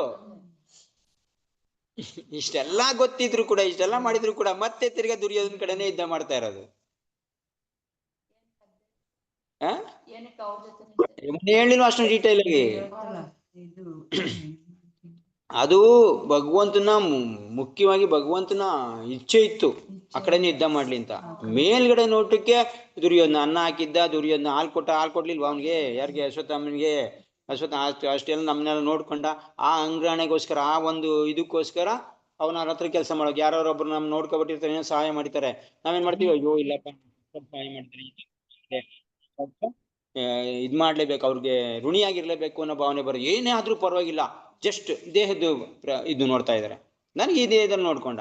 ಆದ್ರೆ ದೇಹಕ್ಕಿಂತ ಮುಖ್ಯವಾಗಿ ನಮ್ಗೆ ಏನ್ ಬೇಕಾಗಿರೋದು, ಭಗವಂತನ ಭಕ್ತಿ ಬೇಕಾಗಿರೋದು. ಅದು ನೋಡ್ಬೇಕು. ದೇಹ ಹೋದ್ರೆ ಹೋಯ್ತು, ನನ್ನ ಮಾತು ಹೋದ್ರೆ ಹೋಯ್ತು, ನನ್ನ ಸಪ್ತಾಹ ಹೋದ್ರೆ ಹೋಯ್ತು, ಇದನ್ನ ಕಟ್ಕೊಂಡೇನು ನನಗೆ ಬೇಕಾಗಿರೋದು. ಅದು ಭಗವಂತ ಹೇಳ್ತಾ ಇದ್ದಾನೆ, ಭಗವಂತನ ಕಡೆ ಹೋಗ್ಬೇಕು, ನಾನು ಧರ್ಮ ಮಾಡ್ಬೇಕು ಅನ್ನೋ ಭಾವನೆ ಬರ್ಬೇಕು. ಆದ್ರೆ ಇಲ್ಲಿ ದುರ್ಯೋಧನ, ಇವನು ಭೀಷ್ಮ ಮತ್ತೆ ದ್ರೋಣ ಏನ್ ಮಾಡಿದ್ರು, ಇದನ್ನ ಮಾಡ್ಲಿಲ್ಲ. ಭಗವಂತನ ಇಚ್ಛೆ ಪ್ರಕಾರ ನಡ್ಕೊಂಡ್ರು ಓಕೆ, ಆದ್ರೆ ಮೇಲ್ಗಡೆ ನೋಟಕ್ಕೇನು ಅವರು ಅಧರ್ಮದ ಕಡೆ ಹೋದ್ರು. ಅದಕ್ಕೆ ಅವ್ರಿಗೆ ಸಾವಾಯ್ತು. ಕೃಷ್ಣನೇ ಸಾಮರ ಮಾಡಿಸಿದ ಅದಕ್ಕೆ, ಅಧರ್ಮದ ಕಡೆ ಹೋಗಿದ್ದಕ್ಕೆ. ಭಕ್ತರಾದ್ರೂ ಕೂಡ, ಇಷ್ಟೆಲ್ಲ ಒಳ್ಳೆ ನೀತಿ ಇದ್ರು ಕೂಡ, ಬ್ರಾಹ್ಮಣ ಆಗಿದ್ರು ಕೂಡ, ಭೀಷ್ಮ ತನ್ನ ಭಕ್ತ ಆಗಿದ್ರು ಕೂಡ ಸಮರ ಮಾಡಿಸಿದ್ರು. ನೀವು ದೇಹದಿಂದ ತಾನೇ ಯೋಚನೆ ಮಾಡ್ತಾ ಇದ್ದೀರಾ, ದೇಹ ಹತ್ಯೆ ಮಾಡ್ತೀನಿ ಬಿಡಿ, ನಿಮ್ಗೆ ಏನಕ್ಕೆ ಬೇಕು, ಆತ್ಮತ್ಯಾನೇ ನನ್ಗೆ ನಿಮ್ಗೆ ಇದ್ಬೇಕು, ಅದನ್ನ ಕೊಡ್ತೀನಿ. ದೇಹದಿಂದ ನೀವೇನ್ ಮಾಡಿದ್ರಿ, ದೇಹದಿಂದ ನೀವು ಅವ್ರ ಕಡೆ ಅಧರ್ಮ ಮಾಡಿದ್ರಿ, ನೀನ್ ದೇಹನ ಕೊಂದಾಗ್ತೀನಿ. ಇಷ್ಟೇ ಕೃಷ್ಣ ಹೇಳಿದ್ವಿ. ನಿಮ್ ದೇಹದಿಂದ ತಾನೇ, ದೇಹದ ನೋಡ್ಕೊಂಡು ತಾನೇ ನೀವು ಹಂಗೆ ಮಾಡಿದ್ದು. ನಾನು ನಿಮ್ಗೆ ದೇಹದಿಂದ ಹತ್ಯೆ ಮಾಡಿಸ್ತೀನಿ, ಆದ್ರೆ ನಿಮ್ಗೆ ಆಧ್ಯಾತ್ಮಿಕವಾಗಿ ವಿಚಾರ ನನ್ನ ಬಗ್ಗೆ ಇದೆ ತಾನೆ, ಬಗ್ಗೆ ನಿಮ್ಗೆ ಆಧ್ಯಾತ್ಮಿಕವಾಗಿ ನಾನು ಕೊಡ್ತೀನಿ. ನೋಡಿ, ಕೃಷ್ಣ ಇಲ್ಲಿ ತಾರತಮ್ಯ ಮಾಡಲ್ಲ. ನೀವು ದೇಹದಿಂದ ಆ ಕಡೆ ಅಂಗ್ರಾಣೆ ಮಾಡಿ ನನ್ಗೆ ಹಾಲು ಸಿಕ್ತು, ನನ್ಗೆ ಎಲ್ಲ ಕೊಟ್ಟ ಅನ್ಬಿಟ್ಟು ದೇಹದಿಂದ ತಾನೇ ನೋಡ್ತಾ ಇದ್ದೀರಾ, ಓಕೆ, ನಾನು ಏನ್ ಮಾಡ್ತೀನಿ, ನಿಮ್ಗೆ ದೇಹನ ಸಮರ ಮಾಡ್ತೀನಿ. ಯಾಕೆಂದ್ರೆ ನೀವು ಅದಕ್ಕೋಸ್ಕರ ಮಾಡ್ಬಾರ್ದಿತ್ತು. ಆಧ್ಯಾತ್ಮಿಕವಾಗಿ ನನ್ನ ಕಡೆ ಇದ್ರಿ, ನನ್ನ ಇಚ್ಛೆ ಇತ್ತು ಅಂತ ಆ ಕಡೆ ಹೋರಾಟ ಮಾಡ್ತೀನಿ, ನಿಮ್ಗೆ ಆಧ್ಯಾತ್ಮಿಕವಾಗಿ ನಾನು ಕೊಡ್ತೀನಿ, ಅಂದ್ರೆ ಅವ್ರಿಗೆ ನಿಮ್ಗೆ ಮುಕ್ತಿ ಕೊಡ್ತೀನಿ. ಇದೇ ಭೀಷ್ಮನಿಗೆ ಅವನ ಮುಂದೆ ನಿಂತ್ಕೊಂಡು ಮುಕ್ತಿ ಕೊಟ್ಟ. ತಾರತಮ್ಯ ಎಲ್ಲಿ ಮಾಡ್ತಾ ಭಗವಂತ ಇಲ್ಲಿ, ನೀನು ಅಂತರಂಗದಲ್ಲಿ ನನ್ನನ್ನ ಇಚ್ಛೆ ಪ್ರಕಾರ ತಾನೇ ಮಾಡ್ತಾ ಇದೀಯಾ, ಓಕೆ ನೋಡು, ನನ್ನ ಹತ್ರ ಬರೋಕ್ ತಾನೆ ಸ್ವಯಂ ನಾನೇ ಬರ್ತೀನಿ, ಯಾಕೆ ನೀನು ಕಷ್ಟಪಟ್ಟು ನೆನ್ಸ್ಕೊಂಡ್ಯಾ, ನಿನ್ ಮುಂದೆ ನಾನೇ ಬರ್ತೀನಿ, ತಗೋ ನೋಡು ಬಾ ನನ್ನ ಹತ್ರ ಅಂತ ಬಂದ. ಈ ತರ ಕೃಷ್ಣ ಯಾವುದೇ ಕಾರಣಕ್ಕೂ ತಾರತಮ್ಯ ಮಾಡಲ್ಲ. ನಾವೇನ್ ಮಾಡ್ತೀವೋ ಆ ತರ ಮಾಡ್ತೀವಿ. ಓಕೆ, ಅದಕ್ಕೋಸ್ಕರ ಹೋದ್ರು. ಈಗ ಕುರುಕ್ಷೇತ್ರ ಅವನಿಗೆ ಹೇಳಿಕೊಡಲು ಹಿಂದೆಗೆಲಿಲ್ಲ. ಕುರುಕ್ಷೇತ್ರ ರಣಭೂಮಿಯಲ್ಲಿ ಈಗ ದುಷ್ಟದ್ಯುಮ್ನನು ಪಾಂಡವರ ಪಕ್ಷವನ್ನು ಸೇರಿದ್ದ. ಸೇನಾವ್ಯೂಹದ ರಚನೆಯ ಕಲೆಯನ್ನು ದ್ರೋಣಾಚಾರ್ಯರಿಂದ ಕಲಿತು ಈಗ ಅವನೇ ವ್ಯೂಹ ರಚನೆ ಮಾಡಿದ್ದ. ದ್ರೋಣಾಚಾರ್ಯರು ಸಮರದಲ್ಲಿ ಎಚ್ಚರದಿಂದಿದ್ದು ಯಾವ ರೀತಿಯಲ್ಲಿಯೂ ಬಿಗಿ ಸಡಿಲಿಸದಂತೆ ಇರಬೇಕೆಂಬ ಉದ್ದೇಶದಿಂದ ದುರ್ಯೋಧನನು ಅವರ ತಪ್ಪನ್ನು ಅವರಿಗೆ ತೋರಿಸಿಕೊಡ್ತಾ ಇದ್ದೇನೆ. ಯಾಕೆ, ಇವಾಗ ನೀವು ಅದೇ ತರ ಇರಬೇಡಿ. ನೀವು ಏನಾರ ತಿರ್ಗಾ ಅವಾಗ ಮಾಡಿದಂತ ಉದಾರ ಭಾವನೆ ಏನಾರು, ಇವರು ಏನೋ ಅರ್ಜುನನ್ ಪ್ರಿಯ ಶಿಷ್ಯ, ಅವನ ಮುಂದೆ ಯುದ್ಧ ಮಾಡ್ತಾ ಇದ್ದೀನಿ, ಅವ್ನಿಗೆ ಜಯ ಬರ್ಲಿ, ಅವ್ನಿಗೆ ಹೆಸರು ಬರ್ಲಿ ಅಂತ ಬಿಟ್ಟು ಅವನ ಮುಂದೆ ಏನಾರ ನೀವು ಸೋತೋಗ್ಬಿಟ್ರೆ ನಿಮ್ ಸೋಲು ನನ್ ಸೋಲು ಆಗುತ್ತೆ. ನೀವು ನನ್ ಗುಣ ತಿಂದಿದ್ದೀರಾ, ನನ್ ಕಡೆ ಯುದ್ಧ ಮಾಡ್ತಾ ಇರೋದು, ನಾನ್ ಹೇಳ್ದಂಗೆ ಕೇಳ್ಬೇಕು ನೀವು. ಸೊ ಅಂದ್ರೆ ನೀವು ಇವಾಗ ಅದೇ ತರ ಉದಾರ ಭಾವನೆ ತೋರಿಸ್ಬೇಡಿ. ಯಾವಾಗ ಹಿಂದೆ ತೋರ್ಸಿದ್ರಲ್ಲ ಉದಾರ ಭಾವ, ಯಾರ ಬಗ್ಗೆ, ದುಷ್ಟದ್ಯುಮ್ನನ ಬಗ್ಗೆ, ಅದೇ ತರ ಇವಾಗ ಪಾಂಡವರ ಬಗ್ಗೆ ತೋರಿಸ್ಬೇಡಿ ನೀವು. ಸೊ ನನ್ನ ಕಡೆ ಯುದ್ಧ ಮಾಡ್ಬೇಕು ಅಂದ್ರೆ ಏನೋ ದ್ರೋಣಾಚಾರ್ಯರು ತಪ್ಪು ಮಾಡ್ಬಿಟ್ಟಿದ್ದಾರೆ, ನಾನ್ ಶ್ರೇಷ್ಠ ಅನ್ಬಿಟ್ಟು ಗುರುಗಳಿಗೇನೆ ತಿರುಮಂತ್ರ ಅಂತ ಹೇಳ್ತೀವಲ್ಲ, ಗುರುಗೇನೆ ಹೇಳ್ಕೊಡ್ತಾ ಇರೋದು ಇವನು. ಇದು ಏನು, ಇದು ಅಹಂಕಾರದ ಪ್ರಶ್ನೆ. ದುರ್ಯೋಧನಿಗಿದ್ದಂತ ತನ್ನ ಅದು ದುರ್ಯೋಧನ ಏನು ಕಲಿ ನಮ್ಗೆ ಯಾವ ತರ ಆಟ, ಈ ಕಲಿಯುಗದಲ್ಲಿ ದೋಷ ಇದೆಯಲ್ಲ, ತುಂಬಾ ಮುಖ್ಯವಾಗಿರೋ ದೋಷ, ತುಂಬಾ ಎತ್ತು ತೋರಿಸುವಂತ ದೋಷ. ಅದೇನೇ ಆಗಿದ್ರು ಗುರುಗ್ ಗೊತ್ತಿಲ್ವಾ ಯಾವ ಟೈಮಲ್ಲಿ ಹೇಳ್ಕೊಡ್ಬೇಕು. ಇಂಥವನೇ ನನ್ನ ಕಡೆನೇ ಯುದ್ಧ ಮಾಡ್ತಾವನೆ, ಯಾರು ಹಂಗಾಗಿದ್ರೆ ಅವನು ಬಿಟ್ಟು ಹೋಗ್ಬಿಡ್ಬೋದಾಯ್ತು. ಅಕಸ್ಮಾತ್ ಇವನ್ ಕಡೆ ಯುದ್ಧ ಮಾಡಿಲ್ಲ ಅಂತಂದಿದ್ರು ದ್ರೋಣಾಚಾರ್ಯರು, ಅಷ್ಟೊಂದು ನಿಕೃಷ್ಟ ಭಾವನೆ ಆಗಿದ್ದಿದ್ರೆ ಇವನ್ ಕಡೆ ಬಿಟ್ಟು ಹೋಗ್ಬಿಡ್ತಿದ್ರು. ಆ ಕಡೆ ಇವನ್ ಕಡೆನೇ ಯುದ್ಧ ಮಾಡ್ತಾ ಇದ್ದಾರೆ, ಇಷ್ಟೆಲ್ಲ ಮಾಡಿದ್ದಾರೆ. ಅಷ್ಟೊಂದು ಆದ್ರೂ ಕೂಡ ಈಗ ನನ್ನ ಕಡೆನೂ ಯುದ್ಧ ಮಾಡ್ತಾಳ ಅಂತ ಯಾಕೆ ಅನ್ಕೋಬಾರ್ದಿತ್ತು ಇವನು? ಆತನ ಆಗಿದ್ರೆ ಬಿಟ್ಟು ಹೋಗ್ಬಿಡ್ತಿದ್ರು ಅವ್ರ ಕಡೆ. ಇದು ಅನ್ನೋದ್ರಗೋಸ್ಕರ ನನ್ನ ಕಡೆ ಯುದ್ಧ ಮಾಡ್ತಾರೆ, ಮಗನೂ ಕೂಡ ಈ ಕಡೆನೇ ಇದ್ದಾನೆ, ಇಷ್ಟೆಲ್ಲ ಮಾಡಿದ್ದಾರೆ, ಇವಾಗ ಅವ್ರನ್ನ ನಿಂದನೆ ಮಾಡ್ಬೇಕ ನಾನು ಅಂತ ಅನ್ನೋದಾಗಿದ್ರೆ ಆಕ್ಚುಲಿ ಇವನು ಹೋಗ್ಬಿಟ್ಟು ದ್ರೋಣಾಚಾರ್ಯರಿಗೆ ನಮಸ್ಕಾರ ಮಾಡ್ಬೇಕಿತ್ತು. ನಮಸ್ಕಾರ ಮಾಡಿದಿದ್ರೆ ದುರ್ಯೋಧನ ಯಾರು ಗೆಲ್ಲಕ್ಕಾಯ್ತಿರ್ಲಿಲ್ಲ. ದ್ರೋಣಾಚಾರ್ಯರಿಗೆ ಭೀಷ್ಮನಿಗೆ ಏನಾರು ಯುದ್ಧಕ್ಕೆ ಮುಂಚೆ ನಮಸ್ಕಾರ ನೀವು ಆಶೀರ್ವಾದ ಮಾಡಿ ನಮಸ್ಕಾರ ಮಾಡ್ಬಿಟ್ಟಿದ್ರೆ ಅವರು ಯಾರು ಗೆಲ್ಲಕ್ಕಾಯ್ತಿರ್ಲಿಲ್ಲ. ಕೃಷ್ಣ ಇದ್ದ, ಕೃಷ್ಣಗೆ ನಮಸ್ಕಾರ ಮಾಡ್ಬೇಕಿತ್ತು. ಇವ್ರು ಇದ್ರು, ಯಾರೋ ಭೀಷ್ಮ ಇದ್ದ, ದ್ರೋಣ ಇದ್ದ, ಅವ್ರಿಗೇನಾರು ನಮಸ್ಕಾರ ಮಾಡ್ಬಿಟ್ಟಿದ್ರೆ ಯುದ್ಧಕ್ಕೆ ಮುಂಚೆ ದುರ್ಯೋಧನ ಹೋಗ್ಬಿಟ್ಟು ದುರ್ಯೋಧನ ಯಾರು ಗೆಲ್ಲಕ್ಕಾಯ್ತಿರ್ಲಿಲ್ಲ, ಅವ್ರ ಆಶೀರ್ವಾದ ಮಾಡ್ಲೇಬೇಕಿತ್ತು.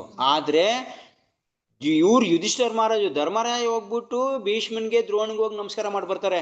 ಯುದ್ಧ ಭೂಮಿ ನಿಂತಿದ್ದಾಗ ಇಳಿದ್ಬಿಟ್ಟು ಹೋಗ್ಬಿಟ್ಟು ಅವ್ರಿಬ್ರಿಗೆ ದಯವಿಟ್ಟು ಆಶೀರ್ವಾದ ಮಾಡಿ, ನಾವು ಯುದ್ಧಕ್ಕೆ ಬಂದು ನಿಮ್ಮ ಮೇಲೇನೆ ಯುದ್ಧ ಮಾಡ್ತಾ ಇದೀವಿ, ದಯವಿಟ್ಟು ಆಶೀರ್ವಾದ ಮಾಡಿದ್ದ. ಅವ್ರಿಗೆ ವಿಧಿ ಇಲ್ಲ, ಆಶೀರ್ವಾದ ಮಾಡ್ಲೇಬೇಕಾಗತ್ತೆ. ಇದೊಂದು ಭಾವನೆ, ಇದರಿಂದನೂ ಕೂಡ ಪಾಂಡವರಿಗೆ ಗೆದ್ದಿದ್ದು ಅಂತ ಒಂದು ಕಾರಣ. ಇಲ್ಲ ಅಂತಂದ್ರೆ ಪಾಂಡವ್ರಿಗೆ ಗೆಲ್ಲಕ್ಕೆ ಇದೇ ಇರ್ಲಿಲ್ಲ. ಒಂದ್ ನಮಸ್ಕಾರ ಮಾಡ್ಬಿಟ್ಟಾಗ ಅರ್ಜುನ ಏನ್ ಮಾಡ್ತಾನೆ, ಯುದ್ಧ ಮಾಡಕ್ ಮುಂಚೆ ಒಂದು ಬಾಣನ ಏನ್ ಮಾಡ್ತಾನೆ, ದ್ರೋಣಾಚಾರ್ಯರಿಗೆ ಭೀಷ್ಮಾಚಾರ್ಯರಿಗೆ ಕಾಲ ಹತ್ರ ಬಿಡ್ತಾನೆ. ಅಂದ್ರೆ ಏನೋ ಆಶೀರ್ವಾದ ಮಾಡಿ ಅಂತ. ಸೊ ಇದರಿಂದ ನಮ್ಮ ಭಾವನೆ ವ್ಯಕ್ತ ಆಗುತ್ತೇನೋ, ಏನೇ ಆಯ್ತಾ ಇದ್ರು ಕೂಡ ಗುರು ಹಿರಿಯರು ಅವ್ರು ಏನೇ ಆಗಿರ್ಬೋದು, ಅಧರ್ಮದ ಕಡೆ ಇರ್ಬೋದು, ನಾವು ಅವ್ರಿಗೆ ನಮಸ್ಕಾರ ಮಾಡ್ತಾ ಇದೀವಿ ಅಂತಂದ್ರೆ ಅದ ಅರ್ಥ ಏನೋ, ಅವ್ರದ್ದೆಲ್ಲ ಶಕ್ತಿ ಎಲ್ಲ ಇವ್ರಿಗೆ ಟ್ರಾನ್ಸ್ಫರ್ ಆಗ್ಬೋದು. ಒಂದು ನಮಸ್ಕಾರ ಇಡೀ ನಮ್ಮ ಜೀವನದ ಚರಿತ್ರೆನೇ ಬದಲಾವಣೆ ಮಾಡ್ಬಿಡುತ್ತೆ.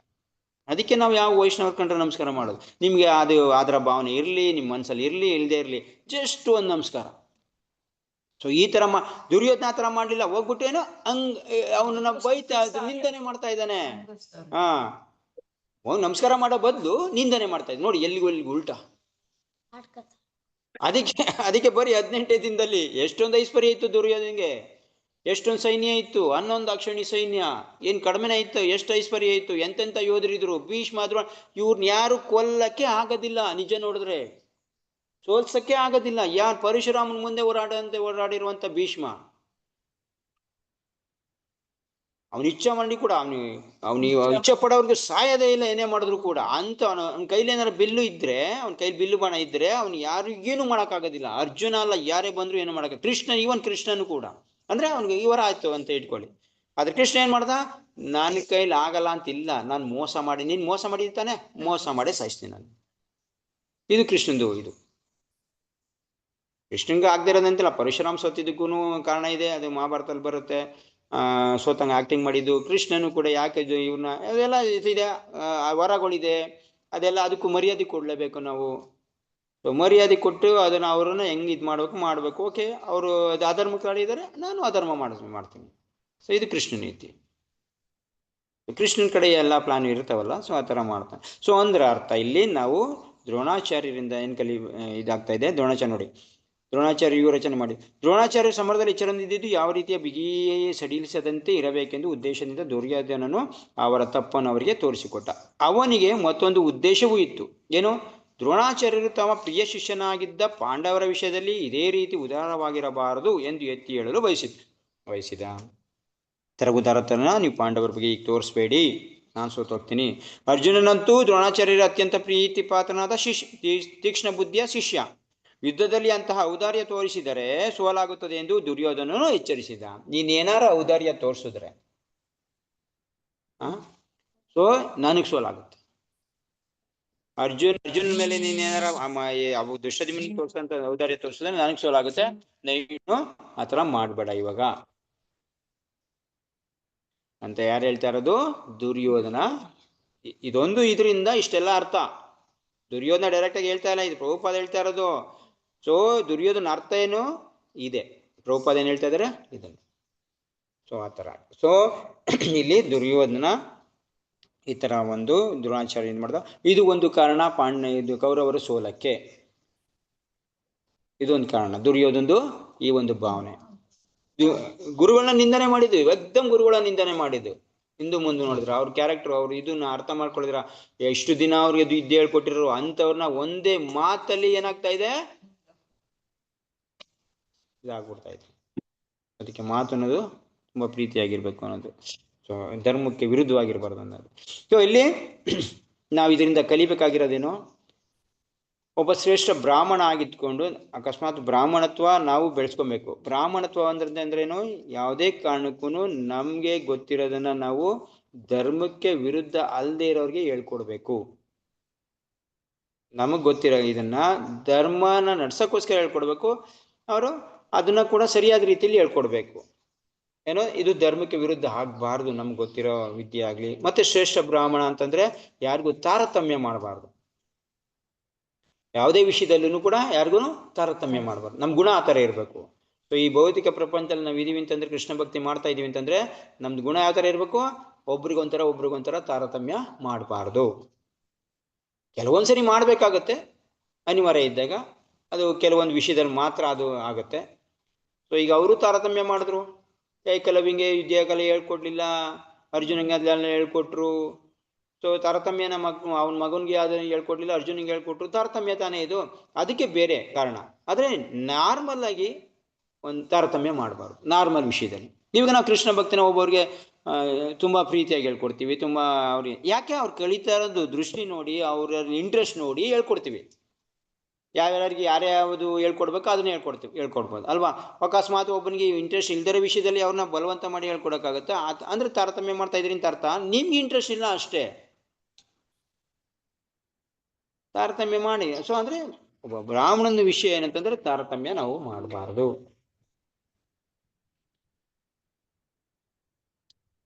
ಓಕೆ, ನೆಕ್ಸ್ಟು ದುರ್ಯೋಧನ ಏನೋ ನಾವು ಗುರುಗಳ ನಿಂದನೆ ಮಾಡಬಾರ್ದು, ದೊಡ್ಡವರು ನಿಂದನೆ ಮಾಡಬಾರ್ದು. ಇಲ್ಲಿಂದ ಕಲಿಬೇಕಾದ್ರೆ ನಿಂದನೆ ಏನೇ ಮಾಡ್ತೀವೋ, ದೊಡ್ಡವ್ರ ನಿಂದನೆ ಮಾಡ್ತೀವೋ, ನಮ್ದು ಅಲ್ಲೇ ಸಾವು ಖಚಿತ, ನಮ್ದು ಸೋಲು ಖಚಿತ. ಇಲ್ಲಿ ದುರ್ಯೋಧನ ಬರೀ 18 ದಿನದಲ್ಲಿ ಅವನು ಖಚಿತ ಆಗೋಗುತ್ತೆ ಸೋಲು. ಬರೀ ಅಷ್ಟೇ ಅಲ್ಲ, ಎಲ್ಲನೂ ಕಳ್ಕೊತಾನೆ, ಎಲ್ಲರನ್ನೂ ಕಳ್ಕೊತಾನೆ, ತನ್ನ ಬಂಧು ಬಳಗ ಕಳ್ಕೊತಾನೆ, ಸಂಪತ್ತು ಕಳ್ಕೊತಾನೆ, ಪ್ರತಿಯೊಂದು ಕಳ್ಕೊಂಡ್ಬಿಡ್ತಾನೆ. ಯಾವಾಗ? ಗುರು ನಿಂದನೆ ಮಾಡಿದ್ರೆ. ಸೊ ಇದಿಲ್ಲಿ ಏನು ದುರ್ಯೋಧನ ಮಾಡ್ದ ಅದೇ ಹೇಳ್ತೇಲ್ವಾ. ಒಂದೇ ಒಂದು ಅವನು ಹೋಗಿ ಆ ಥರ ಹೇಳೋ ಬತ್ತು ನಮಸ್ಕಾರ ಮಾಡಿಬಿಟ್ಟಿದ್ರೆ ಚಿತ್ರಣನೇ ಬದಲಾಗ್ಬಿಡ್ತಾ ಇತ್ತು. ಆ ಥರ ಆಗಲಿಲ್ಲ ಇಲ್ಲಿ. ದುರ್ಯೋಧನ ಅವನ್ನ ನಿಂದನೆ ಮಾಡ್ದ. ಇದರಿಂದೆಲ್ಲ ಕಲಿಬೇಕು ನಾವು ಮಹಾಭಾರತದಿಂದ ನೀತಿ. ಅದು ನೀತಿ ಅದೇನೇ ಆಗಿರಲಿ, ಅದು ಭೌತಿಕನೇ ವಿಚಾರ, ಆಲ್ಮೋಸ್ಟ್ ಭೌತಿಕ ವಿಚಾರದ ಬಗ್ಗೆನೇ ಹೇಳುತ್ತೆ. ಬಟ್ ನೀತಿ ಅಂತೂ ತುಂಬ ಇದೆ ಮಹಾಭಾರತದಲ್ಲಿ, ಪ್ರತಿಯೊಂದು ಇದರಲ್ಲೂ ಕೂಡ. ನೀತಿನ ನಾವು ಕಲಿಬೇಕಾಗಿರೋದು ಮಹಾಭಾರತ ನೋಡಬೇಕು. ಅಂದರೆ ನಾರ್ಮಲ್ ಆಗಿ ವ್ಯವಹಾರ ಮಾಡೋಕ್ಕೆ, ಭಕ್ತಿಗೆ ಹಿಂದೆಯಿಂದ ಪುಷ್ ಮಾಡೋಕ್ಕಂಥ ವಿಷಯಗಳಿದಾವಲ್ಲ, ಅದನ್ನ ಮಹಾಭಾರತದಿಂದ ಕಲಿಬೇಕು. ತುಂಬ ಇದಾವೆ. ಸೊ ಈ ಥರ ವಿಚಾರಗಳು. ಸೊ ಅದನ್ನ ಭಕ್ತಿ ಭಾವಾರ್ಥದಿಂದ ಕೇಳಿದ್ರೆ ತುಂಬ ಒಳ್ಳೇದು. ಭಕ್ತಿ ಇದು ಮಹಾಭಾರತನ ಎಷ್ಟೋ ಜನ ಓದ್ತಾರೆ, ಆದರೆ ಇದು ಹಿಂಗಾಗ್ಬಿಡ್ತವೆ, ಎಲ್ಲ ವಿಷಯಗಳು ಹಿಂಗಾಗ್ತವೆ. ಹೆಸರು ಬರಲಿ ಅಂತ ಅವ್ರಿಗೆ ಪ್ರತಿಯೊಬ್ಬರು ಹಂಗೆ ಹೇಳೋದು. ಆ್ಯಕ್ಚುಲಿ ಸುಮಾರು ಕಡೆ ಹಂಗೆ ಬರ್ದಿರೋದು. ಮಹಾಭಾರತ ಇರೋದೇ ಹಂಗೆ. ಆದರೆ ನೀವೇನಾದ್ರು ಭಕ್ತಿ ಭಾವಾರ್ಥದಿಂದ ಓದಿದ್ರೆ, ಅದನ್ನ ಭಕ್ತಿ ಇದರಿಂದ ಕೇಳಿದ್ರೆ ಅದು ಸರಿ. ಅದನ್ನ ವ್ಯಾಖ್ಯಾನ ಆ ಥರ ಮಾಡ್ಬೇಕಾಗತ್ತೆ. ಸೊ ಈ ಥರ ನಾವು ದ್ರೋಣಾಚಾರ್ಯ ಇವರಿಂದ, ದುರ್ಯೋಧನಿಂದ ನಾವು ಏನು ಕಲಿಬೇಕು? ಗುರುಗಳನ್ನ ನಿಂದನೆ ಮಾಡಬಾರ್ದು. ನಾವು ಇಲ್ಲಿ ನಿಂದನೆ ಮಾಡಿದ ಹಂಗಾರೆ ಭಗವದ್ಗೀತೆಯಲ್ಲಿ ಹೇಳ್ತಾ ಇದ್ದೀವಿ, ನಿಂದನೆ ಮಾಡ್ತಾ ಇರ್ತಾನೆ ಕಲಿಬೇಕು ನಾವು. ಯಾಕೆ ನಾವು ಕಲಿಬಾರ್ದು? ದುರ್ಯೋಧನ ಆ ಬುದ್ಧಿ ಯಾಕೆ ಕಲಿಬಾರ್ದು? ನಿಂದನೆ ಮಾಡೋ ಬುದ್ಧಿ ಯಾಕೆ ಕಲಿಬಾರ್ದು? ನೆನ್ನೆ ಹೇಳಿದೆ ಯಾಕೆ ಹೆಂಗ್ ತಗೋಬೇಕು ನಾವು, ನಮ್ಮ ಜೀವನಕ್ಕೆ ಹೆಂಗ್ ಅಳವಡಿಸ್ಕೋಬೇಕು ಅಂತ. ಪರಿಣಾಮ ಒಳ್ಳೇದಾಗಿದ್ರೆ ಅದನ್ನ ತಗೋಬೇಕು. ಪರಿಣಾಮ ಒಳ್ಳೇದಾಗಿಲ್ಲ ಅಂತಂದ್ರೆ ಅಳವಡಿಸ್ಕೊಬಾರ್ದು, ಅದನ್ನ ಉಲ್ಟಾ ತಗೋಬೇಕು. ಇದು ಪರಿಣಾಮ ಏನಾಗಿದೆ? ದುರ್ಯೋಧನಿಗೆ ಕೆಟ್ಟದಾಗಿದೆ ಆ ಥರ ಮಾಡಿದ್ದಕ್ಕೆ. ಸೊ ಅದು ತಗೋಬೇಕಾ ನಾವು? ಅಷ್ಟು ಅಳವಡಿಸ್ಕೋಬೇಕಾಗಿರೋದು ಈ ಥರ. ಓಕೆ, ಸೊ ಇದು 3ನೇ ಶ್ಲೋಕದ ಭಾವಾರ್ಥ.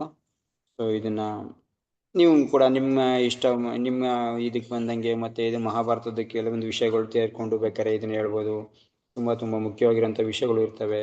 ಸೊ ಇದಕ್ಕೆ ಬೇರೆ ಬೇರೆ ಕಥೆಗಳು ಇರ್ತವೆ ನೋಡಿ. ಅದೆಲ್ಲ ಇದರಲ್ಲಿ ಇಷ್ಟೊಂದು ಡೀಟೇಲ್ ದ್ರುಪದ ಮುಂದೆ ಬ್ರಾಹ್ಮಣ ಇವಂದು ಬರೋದು ಮಹಾಭಾರತದಲ್ಲಿ ಬರುತ್ತೆ. ಸೊ ಅದನ್ನ ನೀವು ಹೇಳಿದಾಗ ಇಲ್ಲಿ ಎಷ್ಟೋ ಜನಕ್ಕೆ ವಿಷಯನೇ ಗೊತ್ತಿಲ್ಲ, ಇದು ಏನಾಯ್ತು ಏನಂತ. ಓಕೆ, ಕಲಹ ಆಗಿತ್ತು, ಪ್ರಭುಪಾದ ಹೇಳ್ತಾ ಇದ್ರೆ ಅಷ್ಟು ಮಾತ್ರ ಇದು ಮಾಡಿದ್ವಿ. ಏನು ಕಲಹ ಆಗಿತ್ತು, ಹೆಂಗಾಗಿತ್ತು, ಏನೇನಾಯಿತು ಇದೆಲ್ಲ ಡೀಟೇಲ್ ಗೊತ್ತಿರಲ್ಲ. ಇದನ್ನ ಹೇಳಿದಾಗ ಒಂದು ಸ್ವಲ್ಪ ನಿಮಗೆ ಕೇಳೋರಿಗೆ ಸ್ವಾರಸ್ಯವಾಗಿರುತ್ತೆ, ಅದನ್ನ ಅರ್ಥ ಮಾಡ್ಕೋತಾರೆ. ಸೊ ಈ ಥರ ಎಲ್ಲ ಇದೆ ಅಂತ. ನೀವೇನು ಹೇಳಿದಿರ ಬರೀ ಪ್ರಭುಪಾದ ಹೆಂಗೆ ಹೇಳ್ತಾ ಇದ್ದಾರೆ ಅಂತ ಅದನ್ನ ಹೇಳ್ಕೊಂಡ್ರೆ ಇದು ಏನು ವಿಷಯಗಳು? ಆ್ಯಕ್ಚುಲಿ ಸುಮಾರು ಜನಕ್ಕೆ ಇವನ್ ಮಗ ಯಾರು ಅಂತಲೇ ಗೊತ್ತಿರಲ್ಲ. ಯಾರಿಗೆ? ಇಷ್ಟದಿಮ್ನ ಯಾರು ಅಂತಾನೆ ಗೊತ್ತಿರಲ್ಲ, ಅವನ ಹೆಸರೇನು ಅಂತಾನೆ ಗೊತ್ತಿಲ್ಲ, ದ್ರುಪದ ಮಗ ಅಂತ ಹೇಳ್ತಾ ಇರ್ತಾರೆ ಅಷ್ಟೇ.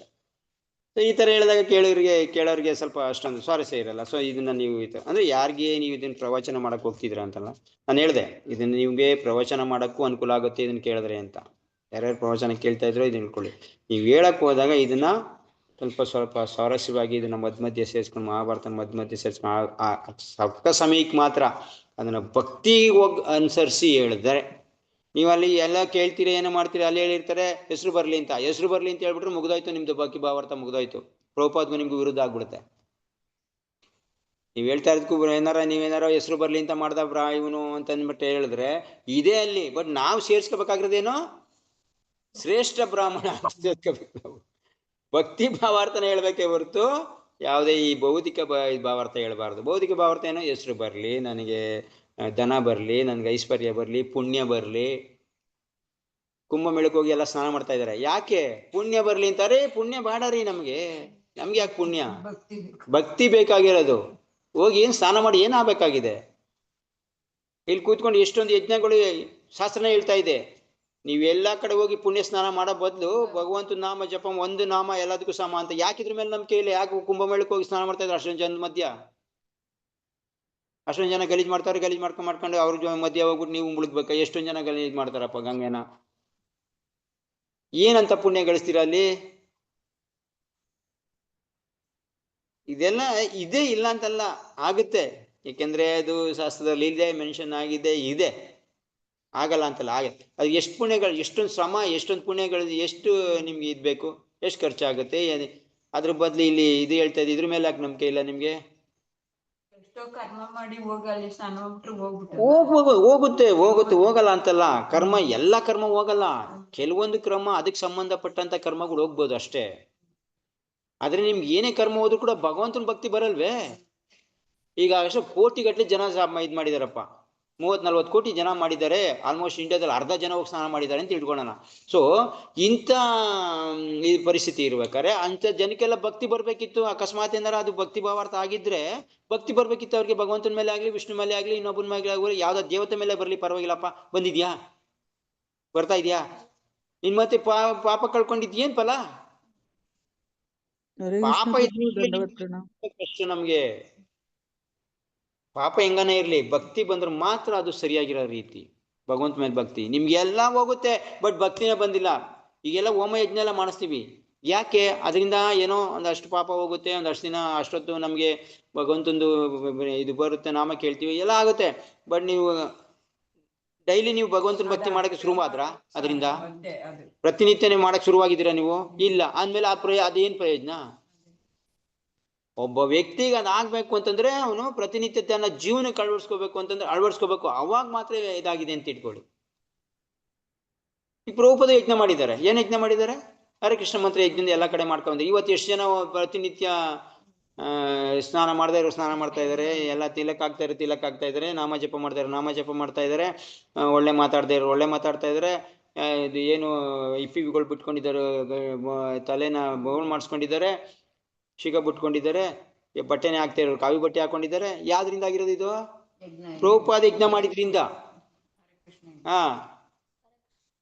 ಸೊ ಇದು ಬೇಕೋ ಇಲ್ಲ ಏನೋ ಒಂಚೂರು ಪಾಪ ಕಳ್ಕೊಂಡು ಸ್ನಾನ ಮಾಡ್ಬಿಟ್ಟು ಅಲ್ಲಿ ಹೋಗಿ ಮುಳ್ಕ ಬಂದು ಈ ಕಡೆ ಮತ್ತೆ ತಿರ್ಗಿ ತನ್ನ ವ್ಯವಹಾರದಲ್ಲಿ ಮುಳುಗದ್ ಬೇಕಾ?